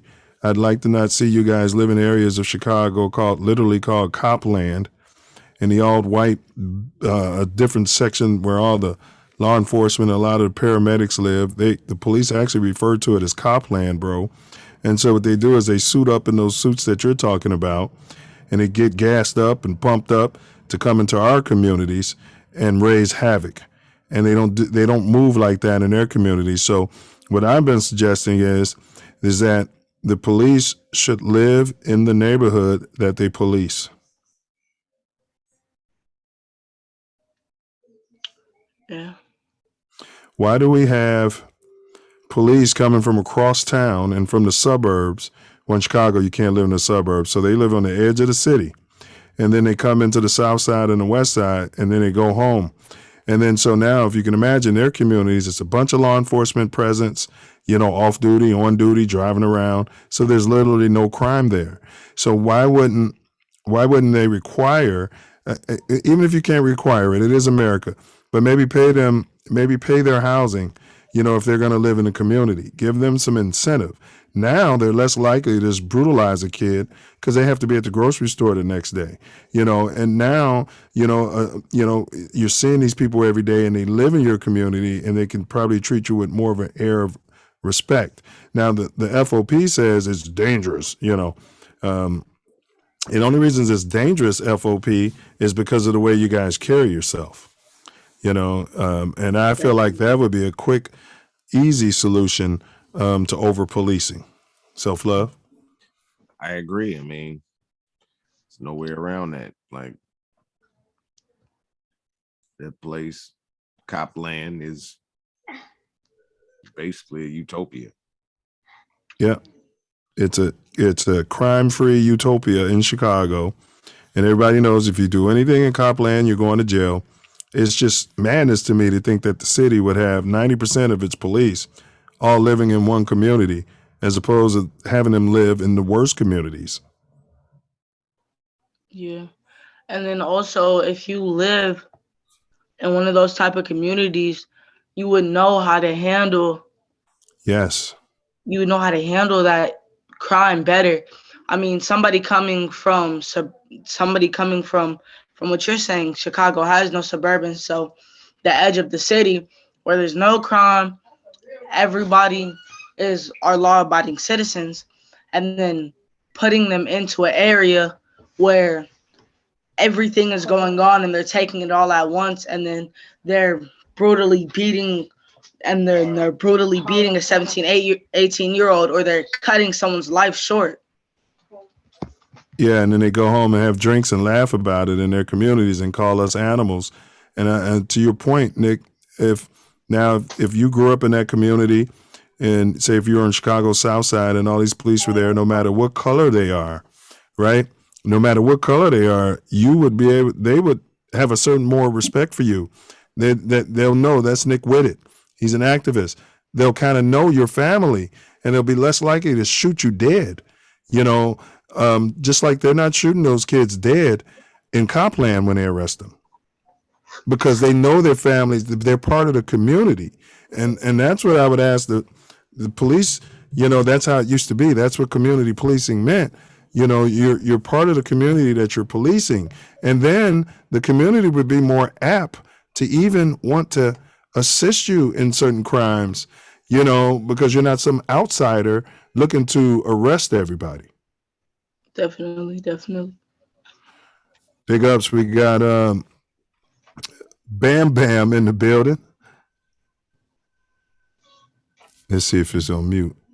Mic check. I can't hear you, bro. 1, 2. 1, 2. Can you hear us? All right, now I can hear y'all. Yeah, we got you now. Yeah, it's something with the system today, man. What's going on, bro? Not much, man. My name is Damian Crier. I do music. I go by the name Bambam Stu. I'm 21, fresh out of prison. Just got out October 1st. This year, overcame my past. Hey, welcome back, bro. Yeah. Bless. And I was directed towards this interview, and I love the energy, and I grasped on it, and so I'm trying to check it out and be involved. Hey, we appreciate you joining the panel too. We appreciate you joining the panel, fam.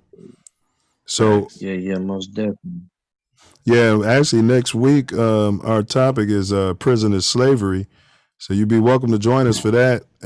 I got a brother who he did 22 years in Indiana for a murder. He didn't take the plea.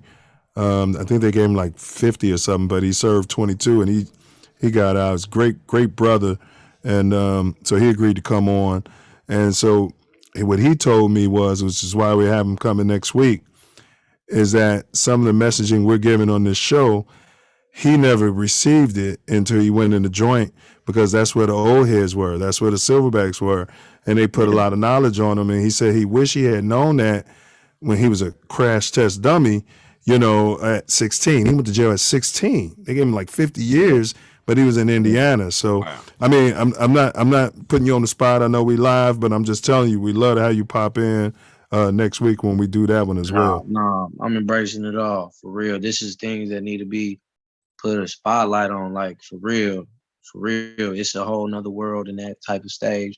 And even out here, that's not being spoke on. And that's why I want to, be involved, because I come from that stage and I came out of it and survived it. And I love to try to turn anybody else around from it, before they keep going towards it, You got to wake them up. This is the wake them up season, man. For real. You got to wake everybody up right now, because everybody's still stuck in this coma from this pandemic and their own problems. What would you what advice would you have for a young man that like Nick just mentioned, they're throwing shorties out of orphanages because of a lack of funding, but yet they printed all this money up during COVID. And so you're going to throw a 16-year-old who's probably already dealt with a lot of trauma in their life up to that point on the street. Where do they expect this person to end up? In prison. So what words would you have? 86%. I think it's something like 86% of people who age out of foster care end up in incarceration. Wow. So that's definitely a correlation. Wow. Yeah. Listen to this. Now, it's crazy you said this. Now, listen. I dropped out when I was a freshman. Like I said, I was born in 2000, so it's not that long ago. But I was 15 when I dropped out, and I've been on my own in the streets in Oklahoma City since then. And I fell into DHS custody because I'm originally from California, and my only family member I had out here moved to Georgia while I was stuck in the streets when I dropped out.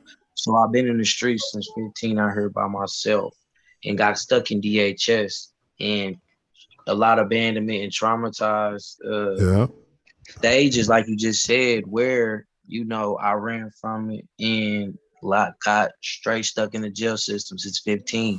I ain't been out longer than 7 months for 7 months since I was 15 years old. This is about to be my first time. I'm forever out, you know. So for real. And every time I got released from jail, I gotta go straight to DHS foster home from jail, and I have to run back to the streets, and I'm automatically on the run. Guarantee set myself up for failure. Right. What part of Cali is your people from, man? Well, all my family roots is from southern all the way to northern, but out of LA and central. All right. Yeah, I'm in Inglewood. Like Lompoc, Vanderburg Village, Santa Maria, Bakersfield. Yeah, Victorville. My hometown. Lompoc is my hometown, but we everywhere, like literally everywhere. Okay. So you got any words, man, for one of those shorties? Because there's a lot of shorties, man, that was in your position. And I'm sure when you got behind the wall, you mentioned you was running from it. You're staying ahead of that trauma, but once you get behind that wall for a stretch, you can't do nothing but process it, right? Yes. So I imagine you processed all of that, and then so now you're in a position where that new shorty who's out there today, like, what would you say to them, as a way to guide them to the light, bro?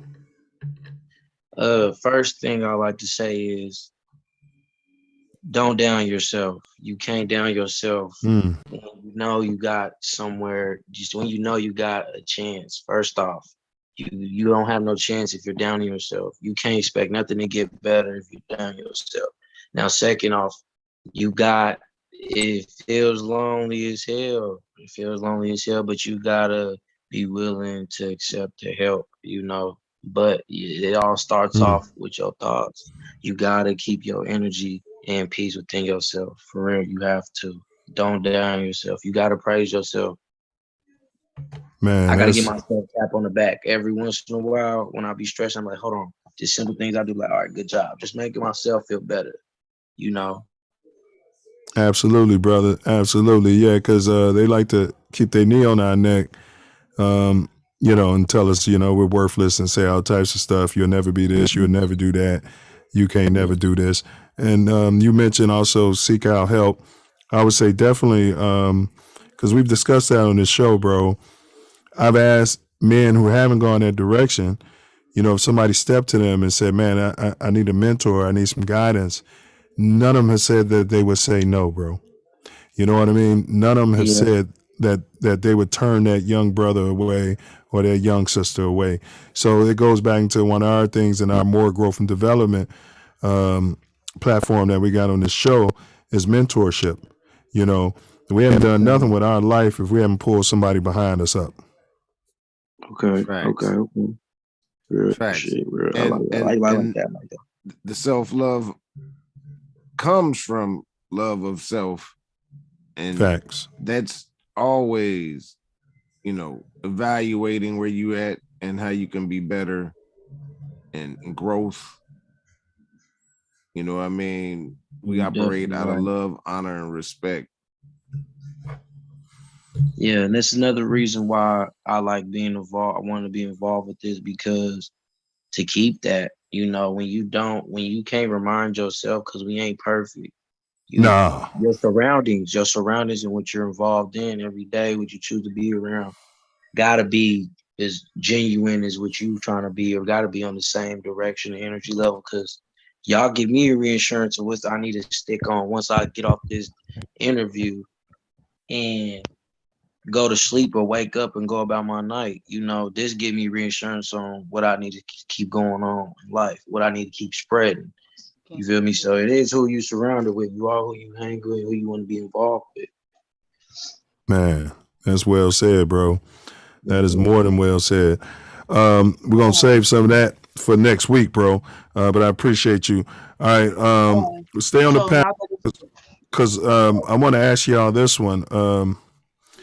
So, Lil Nick, should we defund 12 in light of all this crime and spike? Should we defund them? Are you pushing forward with that agenda, or are you going to refund them and put money back in their coffers, bro?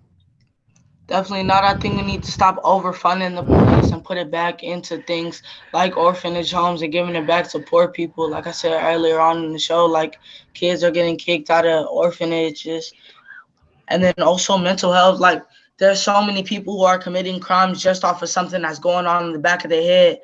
Like, somebody would steal a car, and then in their court date, in their mind, they thought it was Jesus's car. Like, mental health is a very serious problem in America. So overfunding the police could definitely be redirected into mental health.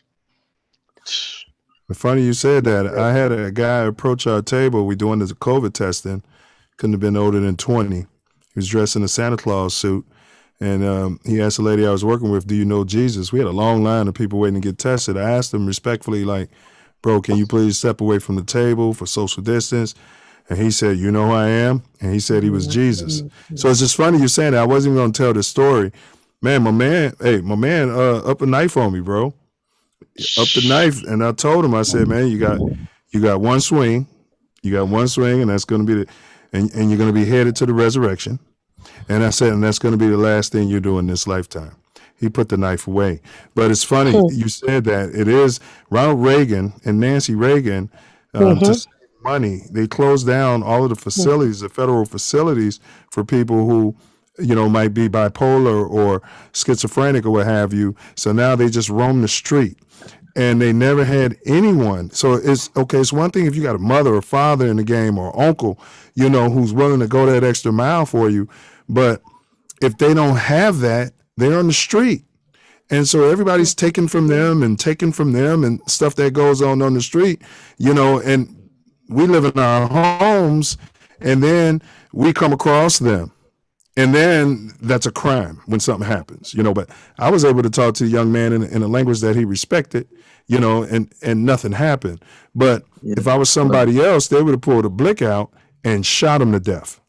Bless. Exactly. So before we end the show, I wanted to say a poem for y'all, and I wanted to let y'all know what you think. It's a brand new poem, and you know, I've been showing it to as many people as I can to see their opinion on this poem. So can I say this poem for you? Yeah, we're gonna hold that for the end. I want you to rock it. We're at the end. We're at the last one. I know it's late. At the end, I'm gonna let you rock that, bro. Hold it to the very end. I just wanna this is for Amberly. Any updates on hashtag Free LaRue?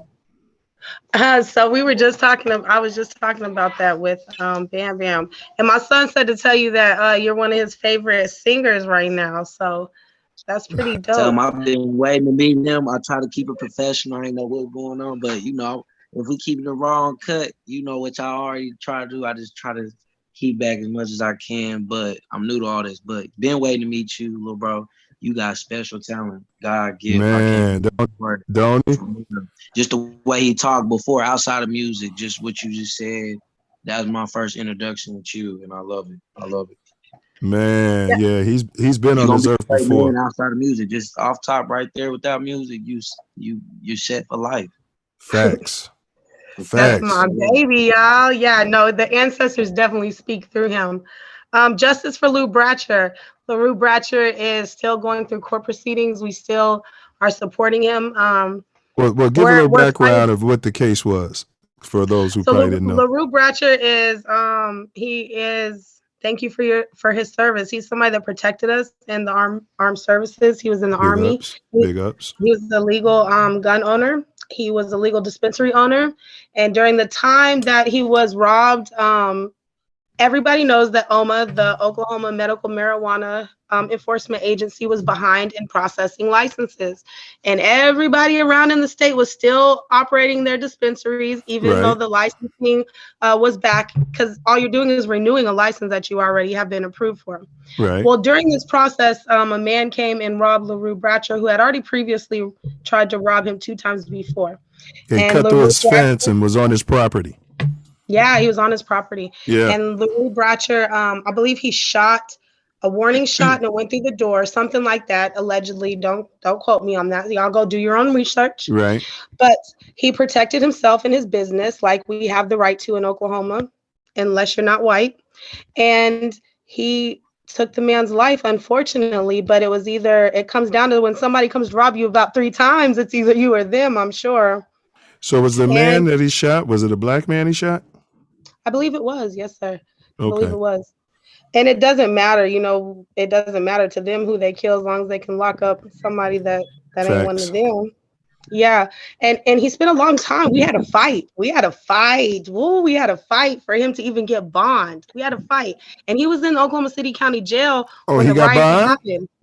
He We got got bond? bond. We got him All bond. right. We So he's at surely home. did. That's great. Yeah, that's He great. is. He's at home with Yeah. his wife, and we fought for a whole year for that. So All right. yeah, Well, but yeah, we don't want to discuss the case. I was just giving the asking for what they allege that he did. Yeah. that's what they Yeah. alleged, and they held him for a Right. long time on that, and then he's still going through court proceedings, so we still need support. So still free LaRue Bratcher. He's not free yet, even though he's home. That don't Yeah. mean he ain't free. So Yeah. free I LaRue seen that when Bratcher. she brought that up. She brought that up, and it's crazy. Like I said, just got out October 1st. I was seeing that when it all happened on the news. How this in the max cell.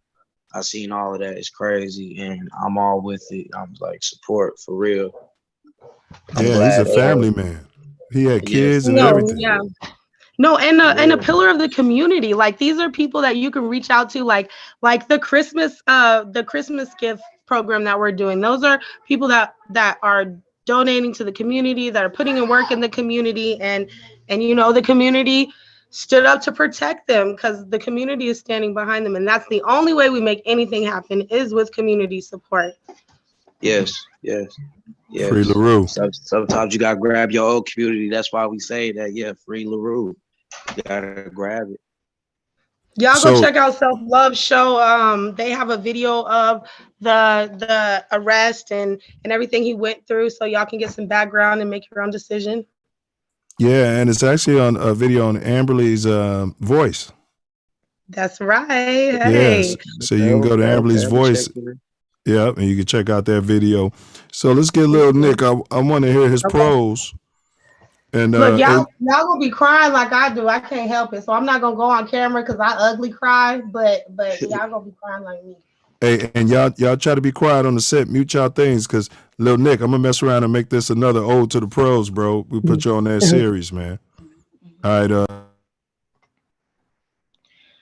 Hello, oppression, my sidekick that talks along with me to every milestone.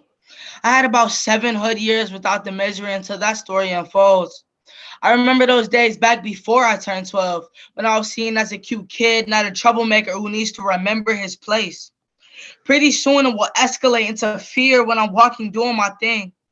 That's when clench your purse, scoot over, lock your doors. My mom said, no, you can't come over to stay. You know, that year my face will change, my voice will deepen, and I won't look the same. That year I became angry. I didn't understand in just a few months, I could go from the world viewing me as a child to a grown man. I didn't do anything different. My character never changed. I kept my same values and respect. It was the world who began to disregard and disrespect me. It began with the move and a new place to call home. Oklahoma was the choice, and it became my downfall. 3rd day of school, I was out of my place. Don't you know we run it over here, little black boy? It was in every motion, body movement, silent words never mentioned. It was saying it loud and clear. From the speak only when spoken to, oh, he has no home training. His mama must have never taught him that. Meanwhile, I'm just trying to figure out where my actions in history lost value on establishing character on my behalf. I want to scream to the world, yes, I am black, but that doesn't mean I'm going to steal or gangbang or do drugs or trap. I'm actually a scholar. I'm bored in your class. I moved from where it kept me engaged. I felt at home, and now here I'm out of place. I'm excluded often from participating. I'm told it's just because of my behavior when it's just a reaction. A reaction to me choosing not to bow down and remit my place. Choosing to challenge respectfully the label you have already placed. The moment I walked through the door of puberty, everything changed. I went from being a child to a predator, not by my actions or word I said. Now that one time I did cuss when my mama made me mad. She didn't hear it though, but God did. So I asked for forgiveness just as I do for misleading oppression tactics. I understand the system and I march for it daily. I go out into my community and I feed our houseless friends because I know that's how God made me. I make good grades when I'm not isolated. I thrive off of community sport. I'm an activist with a name. I have been a good kid all the way up until the day I looked a little bit older and fit that description in some way. Black male, 5'7" with a fade. or my question being viewed as disrespectful, even when I make sure to say it the right way. No, ma'am, no, sir, thank you, please. My mama taught me well, despite what you think of me. See, my skin is a badge of honor, and I will not let you take that away. I refuse to allow you to make me feel ashamed as if I was a mistake. See, my people remind me daily who I am. Nick Witted, I am the chosen one. I have a plan to break curses. Yes, chains and shackles dismantled. The labels you place on me will not stop the revolution. So Oklahoma becomes another fight on my list. I see now I was placed here to shine a light on the problems often dismissed. Oppression is all around me. My shadow shines in the light and tags along with me as if its existence deprives on my body to survive.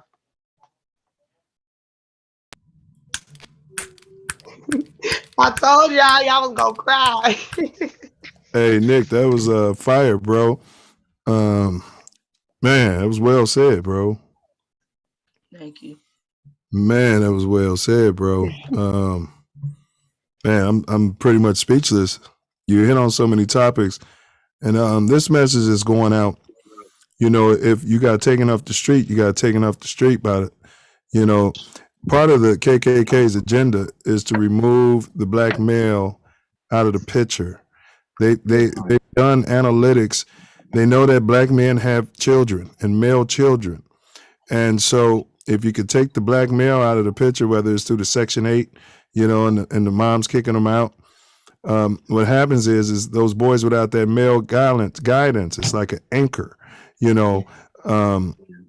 Most guys don't get over that fear of their dad until they're like 25 or so, you know. So we're missing that in our community, and we got to do everything we can to get that back. And the last thing I'm gonna end this on is this, man. And for our sisters out there, for the queens, you know, when you see someone disciplining your son, don't come out there with all that. Nobody talking my son, my baby, my baby. You know, don't do that. You know, don't do that, because those men have walked it. They have walked it, and wisdom can't. They're trying to give some wisdom on your child to keep them from being in a different position. And whether you're ignorant of those facts, just let men be men and talk to those boys. I mean, check them out, make sure they're not a creep. But, you know, don't be coming out there, stop talking to my baby like that. Don't do that. You know, we used to have a community where, you know, what the African proverb says, it takes a whole tribe to raise one son. Whole village. Yes. Yes, and Well, y'all yeah, are it my takes the village. Well, Like, yeah. thank you, Self Love, for being my village. Yeah, where I grew up, anybody on the block, and I stay on a very unique block as well, but anybody on the block could, you know, reprimand us and make sure that we was on the right path. If we was doing something wrong, they could correct us. And it was with love. It wasn't no disrespect for nothing. Yeah, you know? Right. And you better be respectful to them, or you gonna get another whooping. No, correct. And that's gonna get exactly how another it whooping, was. though, Yep. 'cause- What you said is right. It's And where exactly you how it located, was. my man? Where both of y'all located? I'm in South Shore, in Chicago. Yeah, I'm originally from the south side of Chi, but I'm in Inglewood, man, in Cali right now. Is that right? Is that right? Yeah. Yeah, yes, sir. Are we still moving to Atlanta though? Or are we going to Atlanta? Yes, no, maybe so. I thought we were all going to Atlanta. Like, are we all going to Atlanta? Man, my father's out there. Like, Atlanta's does sound like the new hub. They say, man. Yeah, Oklahoma is the new Hollywood though, so maybe y'all need to come out here. Like, maybe y'all need to come here. I like manifestation, so I'm just gonna throw it out there. Go ahead. Oklahoma is most definitely retirement. Like, when you're ready to go home and just peace of mind and get away from everything, Oklahoma's it. Because you can find your own peace in Oklahoma. It's too much land. But when you're ready to go step out and do things, you have to step out of Oklahoma. Right. Yeah, Smokelahoma. Hey, so Lil Nick, anything we haven't covered, and this is for everybody that, you know, that y'all want to touch on, before we end this session. We're gonna end it with a quick game. You know the one you like so much, Nick, the 9 at 9. Uh-oh. What's this? One What's team, one this? Let's do it. dream. One team, one dream. That's it. All right, how's the game? He breaking up. Bam, can you hear us? Can you hear me? Yeah, we got you now. So, All Lil right. Nick, y'all got any final words y'all want to wrap up on before we do this quick game? I got some final words. Y'all got a freelance glory. I've been fighting for him, man, since I could talk. You know, same with my grandpa. We got him free. Grandpa Red, you know, we got him free. I've been fighting for him since I could talk too. I've been Big writing ups. letters to Lance Glory since I was even able to really walk. And I've talked to Lance Glory on the phone. Me and Lance, we like this, man. He a really big figure in my life. So we gonna try and get him out, you know. Talking to him on a wall phone ain't as good as being able to talk to him out in the real world. I've never met the dude, but I know he's a good soul. And, you know, if we can get him out of prison, that would be a really huge blessing for me Yeah. and his family. And Lil Nick, don't say try, man. Try is gonna tell your subconscious that nothing's gonna happen. You know, self-love always says it like, if I tell you, try to take this phone, and then you try to take it, I can move it away. Try. You'll never get it. But if I say take this phone, you can take the phone. So when you say we're trying to get them out, you're telling the universe just some lukewarm stuff. And when you talk, you a king. You're going to get them out. And that's how you talk to people. It's a Jedi mind trick. We're going to get them out. There ain't no trying. We either do or we don't, man. We This do it. language. If you This- don't do what you wanted to do, you did something. You didn't do nothing. You did something. If you do Facts. it, don't. Facts. And you know, Tell Bam Bam to tell him about his new track. Go on. He just hit like 50,000 views. That need to be your last words. Oh, Yeah, I want to hear this, Bam Bam. Go ahead though, bro. Go ahead. I can play it probably. you know, I got a new track out called High Off Love. You know, I was talking about, you know, I was raised with no mother figure in my life. You know, really, my mother was old. She's still in California. When I came out here when I was 6, you know, I ain't been around my mother, so I had no type of TLC love in my life. You know, I had straight tough love for my father, with him coming out the streets too, you know. So with me saying that is I had no type of idea when it comes to approaching or embracing women in my life. So I had to take the hard route of trying to you know what they say, turn a hoe into a housewife, or falling for the wrong women, going the wrong direction. So this song was about talking about a toxic woman I couldn't change, but we so high off our love, and you know what comes with the lifestyle we're both in, streets, drugs, you know, high off love, you know, things like that. You know, the lifestyle of having a woman as fast paced as you know, in these streets, you know, trying to make it work, not making it, but it can't work. But you having hope though. Hey, what's the so hey, did you drop the track yet? What's the title of it? I don't know on all platforms right now. You know, out on all platforms. Let's say what I dropped it 2 weeks ago. It's probably at 800 views almost right now. I know for sure about 700 for sure. No, tell him the TikTok is 50,000 or what's Oh, the wrong? Hey, TikTok. Bam, your TikTok is at 50,000 views right now. Yeah, she told me the other day it was at 15. She said 50. I was like, wow, you know, I'm blessed. I ain't even, Bam, what's the title of it, bro? What's the title of the track? High Off Love. High Off Love. I love that, man. I love that. Dude, STU. Yeah, it's lovely. It's something new. It's something little to feed your soul, man. All right, I love that. And Amberly, you got any final words before we play this quick game? Oh shoot, now I'm pulling my hair up. Y'all get to see me with no filter. Okay. So we have we have the protest January 3rd. We need y'all to come out from state to state. It does we know numbers makes it happen. We have the Christmas giveaway. We still have 15 families left. So if you can donate, please go to my page, Amberly R. Taylor. Check out the PayPal link, the QR code. There's a lot of ways to donate. We can't let these babies go without Christmas. And that's it. What's up, Self Love? And hey, all right. So you're also doing a fundraiser for people behind the wall. What? So they don't have to call collect.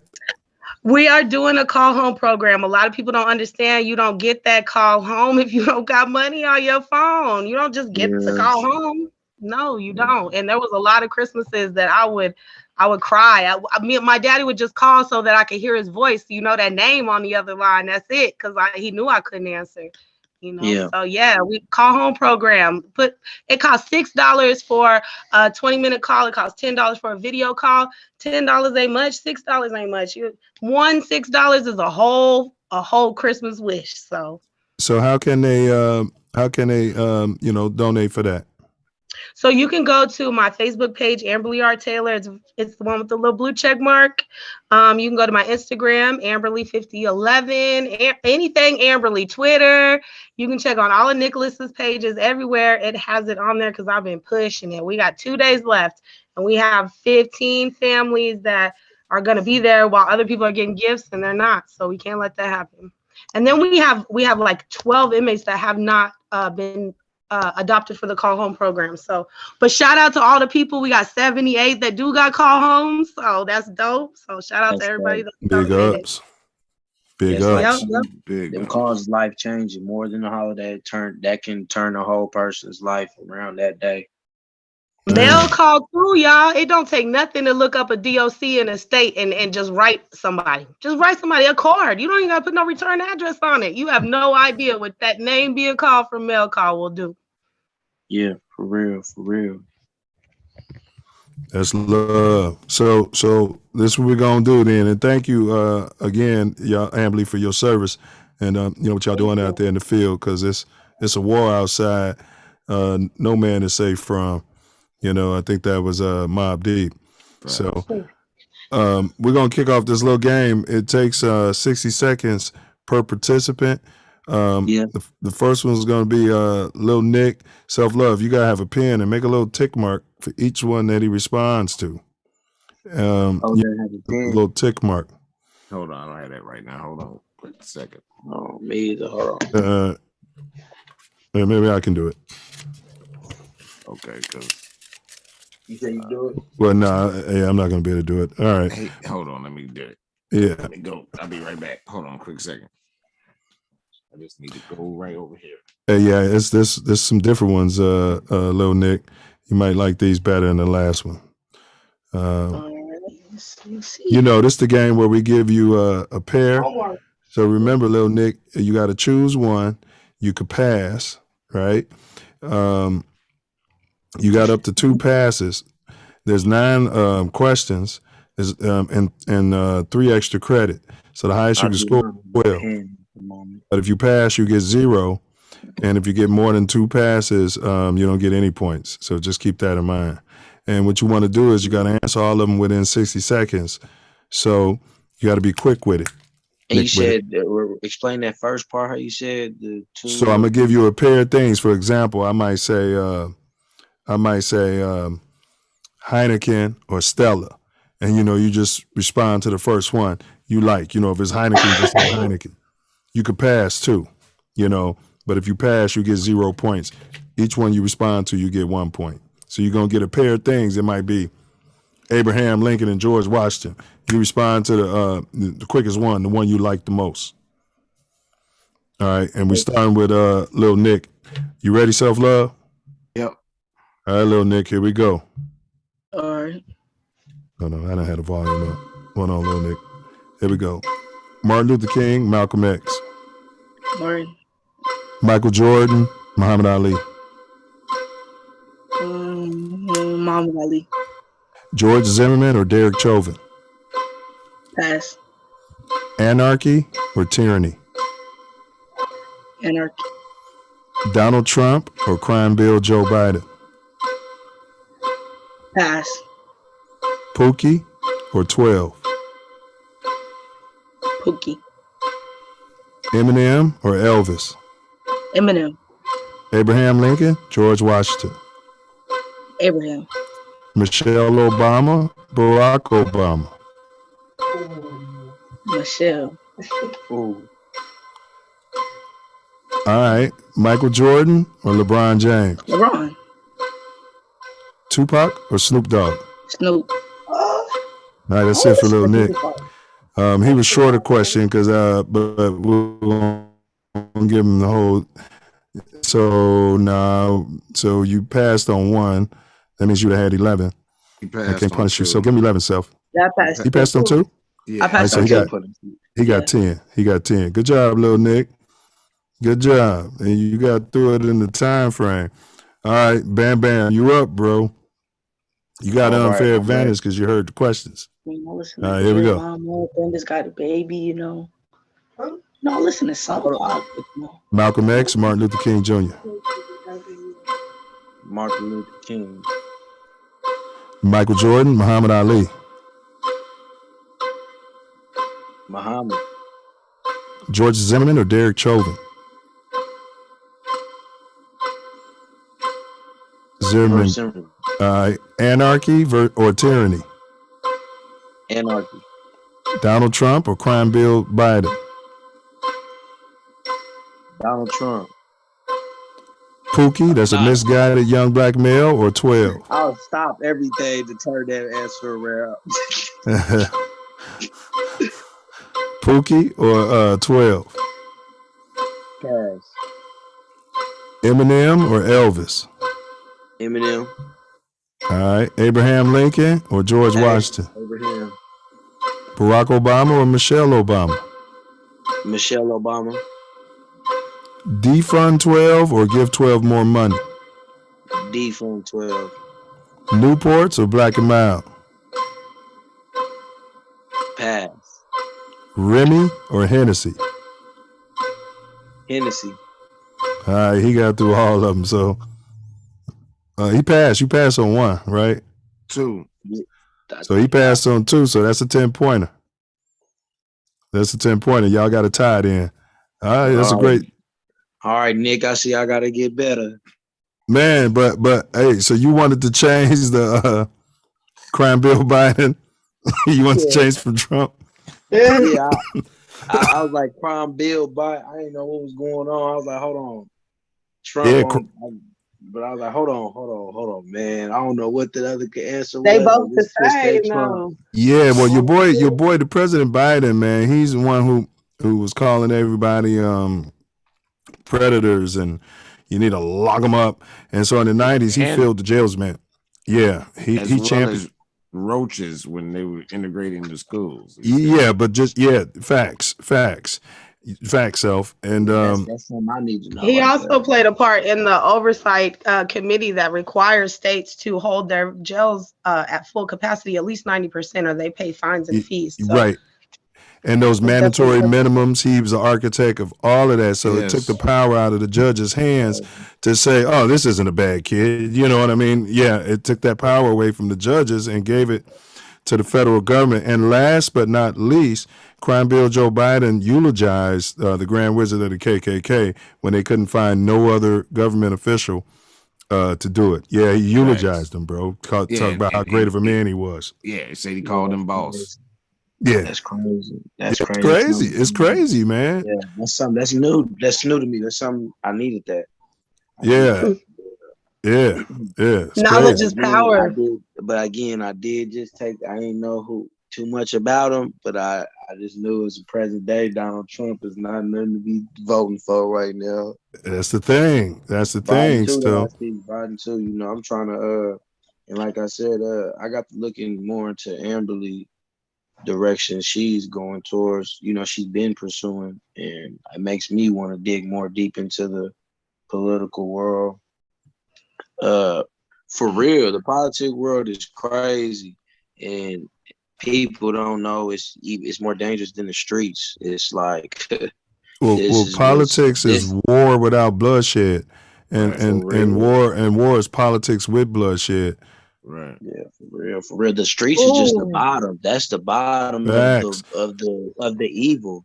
The That's streets bottom. and the That's when police. it's The going streets. down. Yeah, the streets and the police. It's the bottom. Yeah. Y'all the spin garbage. bars. That's the whole garbage. song. That y'all spin bars right there. Facts. Yeah, that's the What garbage, we do. Yeah, for real. Yeah, y'all got it for sure. Yeah, like Self Love, man. I see you got the instruments in the back. I see what's up, everybody? Everybody does music, some type of music. Let me talk to me. Y'all gotta add in social media. We gotta, Yeah, no doubt. Because we could do a We Are the World. I am an MC, a producer, an engineer. Yeah, for sure. I always wanted to hear, that the instruments within my music, somewhat with someone personally, because I grew up, my great grandmother listened to opera and things like that. So I always had melody sounds in my brain with instruments, and I need that in my life for real. Well, I need y'all to make a song for the Self Love Show. It's that song, Ambler. You probably heard it. We will rock you. I want to flip him. We will. Bunch of black men in video. We will smoke you. Oh shit. We'll smoke. Nick in the booth tomorrow. Man. And then we're gonna have Bam Bam singing in the back because his voice is the truth. Because I can sing, but he can sing. He can sing. So I'm trying. I just started singing. I've been started rapping, but I just started singing before I got out. Really, I like the melody. I like it's. That's what it is today, though. You listen to Lil Durk, man. He be harmonizing his butt off, man. Oh, you like Lil Durk? You gonna like that How of Love a little bit, man. Yeah, I'm gonna love it. We're gonna play it. Me and Self Love, we do a thing at the end of the show. I queued it up, man. We're gonna play it. I saw it on YouTube. It's like 2 minutes to 12 minutes. So if you don't mind, bro, we're gonna play it. Yeah, most definitely. I'm blessed. I appreciate it for real. 3 minutes and 12 seconds. Yeah. Oh, you refresh some your little teasers like all the other songs. Like I got a songs on there.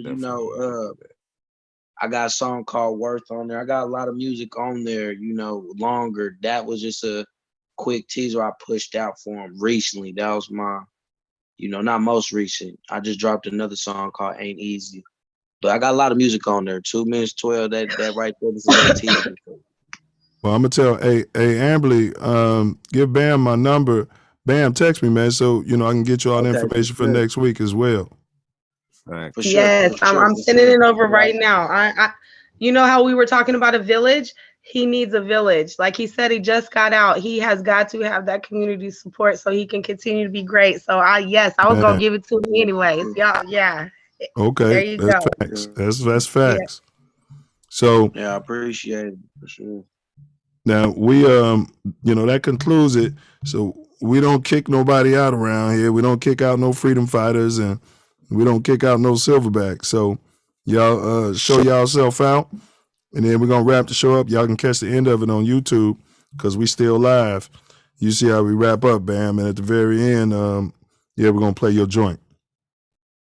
Oh yeah, I appreciate it. You said the silverback. That I seen a little silverback. I like that, man.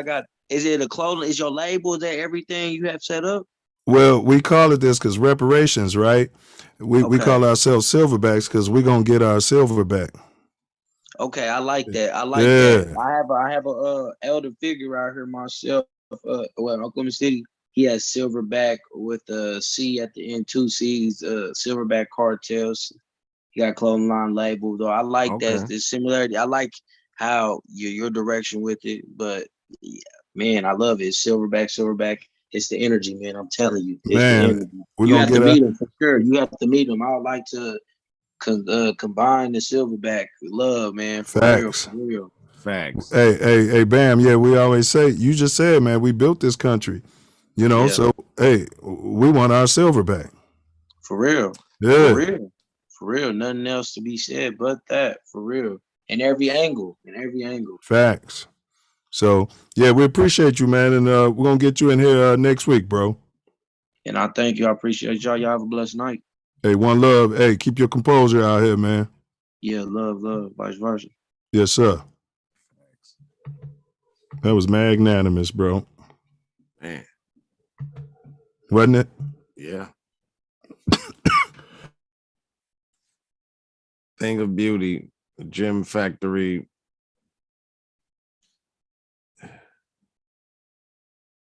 From the very young all the way through to me and you is, beautiful thing. Man, facts. And big ups to all the chat rats out there. We love y'all support. And all right, Self, I'm gonna go back to this riddle right quick. Or this dome teaser, as we say. What is always coming but never comes? Tomorrow. When'd you figure that out? Just now or throughout the show? I had heard it before and I was just had a brain fart. And then there was no appropriate time because every time I came in, I had to say something. Yeah. Right. Yeah, so it was no appropriate time. But So you got it sometime during the show, you figured it out. Yeah, I was like, I know this. Like, and that's I noticed, I want to say Mexicans say it, tomorrow never comes. Mañana, always mañana. Yeah. All right, well, you once again, Self Love beats the house. And y'all make sure y'all check in next week. It appears we're gonna have Bam on the show. We're doing on 12/29 Wednesday live right here on TATN. Prison is slavery. We have a gentleman who I met in Vegas after my mom passed, and God sent us an angel, and he helped us, carry some of that stuff out of the crib. And we may, I don't want to put this out there, get somebody in trouble, but and then we're adding Bam to the thing. But we may be able to get behind the wall, if not next week, this week, because everybody's doesn't need funding for phone calls. Some of those old school cats got phones. So, but no, that's not next week. But prison is slavery is next week. What say ye, Self? Prison is slavery. Facts. I'm looking forward to the conversation. I mean, the amendment 13 says slavery is abolished except for if you were in prison for anything. For vagrancy, for not having a job. I was going to say they went on to make the black codes, which meant that being black and not having a job meant slavery. Yeah. You still got chain gangs. Well, people work in prisons to this day. They might get 3 cents a day or something, 25 cents a day or something. It's just ridiculous. But that's what it is. So prison is slavery next week. It's one of our more serious topics. And we're going to have some I don't even like saying ex-offenders, I don't even know, it's prisoners of war. That sounds right. So we're going to have some former POWs in here, and we're going to chop it up and unpack that. And then tomorrow, right here on TATN, live at 9 p.m. Chi-Town time, we're doing prime time, being Neon Deion Sanders, prime time recruiting. He landed the #1 guy, Self. All right. Yeah, man. Everything we've been saying is coming to fruition. Yeah. So this cat is from Florida. His family moved him to Georgia in like 8th grade so he can get away from it. But they moved him to another, hood. But man, this kid, that kid, bro, he gave a blueprint of how he got to where he is. He plays on both sides of the ball. He's a cornerback and a receiver. Oh, and wow. That's why he had committed to Florida State, backed out of that. He's about to learn more stuff from Deion Sanders that he could have ever learned at Florida State. Yeah, he might be able to play both sides. Oh, he is. Yeah, he is playing both sides, and maybe Florida State wasn't offering that. I couldn't find anything saying that they wasn't, but right. Yeah, Dion had confirmed that he's definitely playing on both sides of the ball, bro. Yeah, well, Dion did it at the highest level, so. Correct. So that's what we got, and that brings us to my personal favorite part of the whole shebang, and that's going to be this brother Wordsmith's final words. Out. Yes,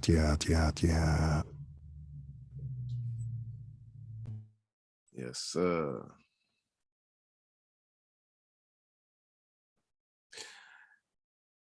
When I think about it or look at tyranny or anarchy, they're far extremes. But somewhere in the middle, there's got to be a seam where it all works together like a laser beam, cut out a path with precision.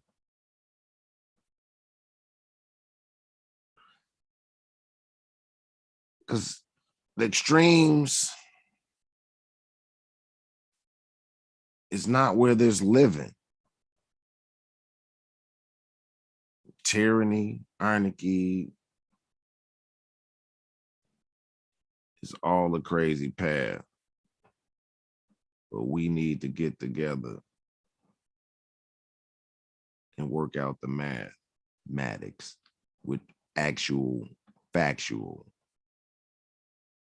action to provide for the lesser of us.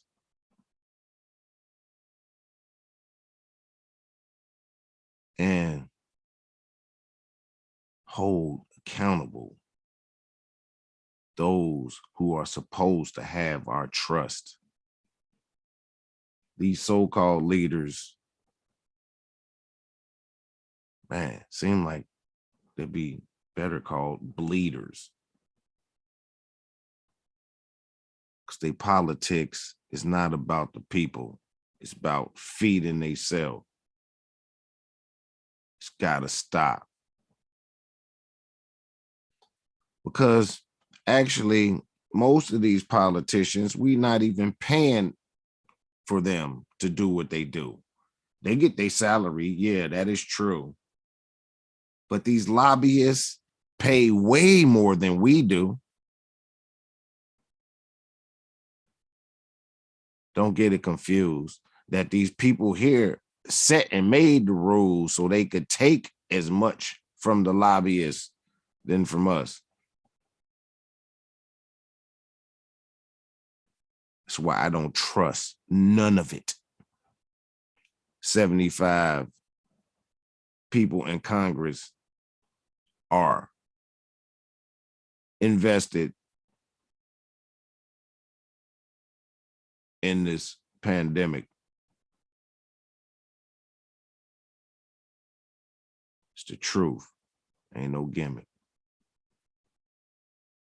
No wonder there's going to be the 4th and 5th, 6th, 7th, 8th booster. Judge for yourself, though.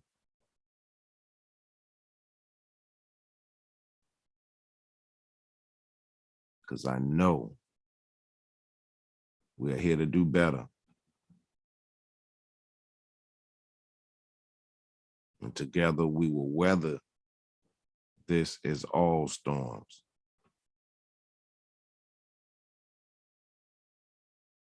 Let's get together. Words. Cock-a-doodle-doo, y'all wake up, said the rooster.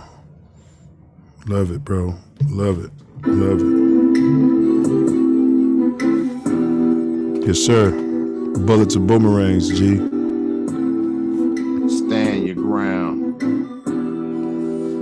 Murder is suicide. Yeah. An eye for an eye. Silence is violence. See something, say something. 12. Slave theory. Greed plus ego over fear. That's how you make a slave.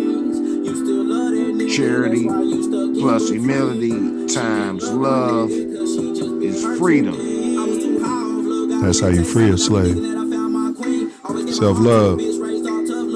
OGs used to tell me,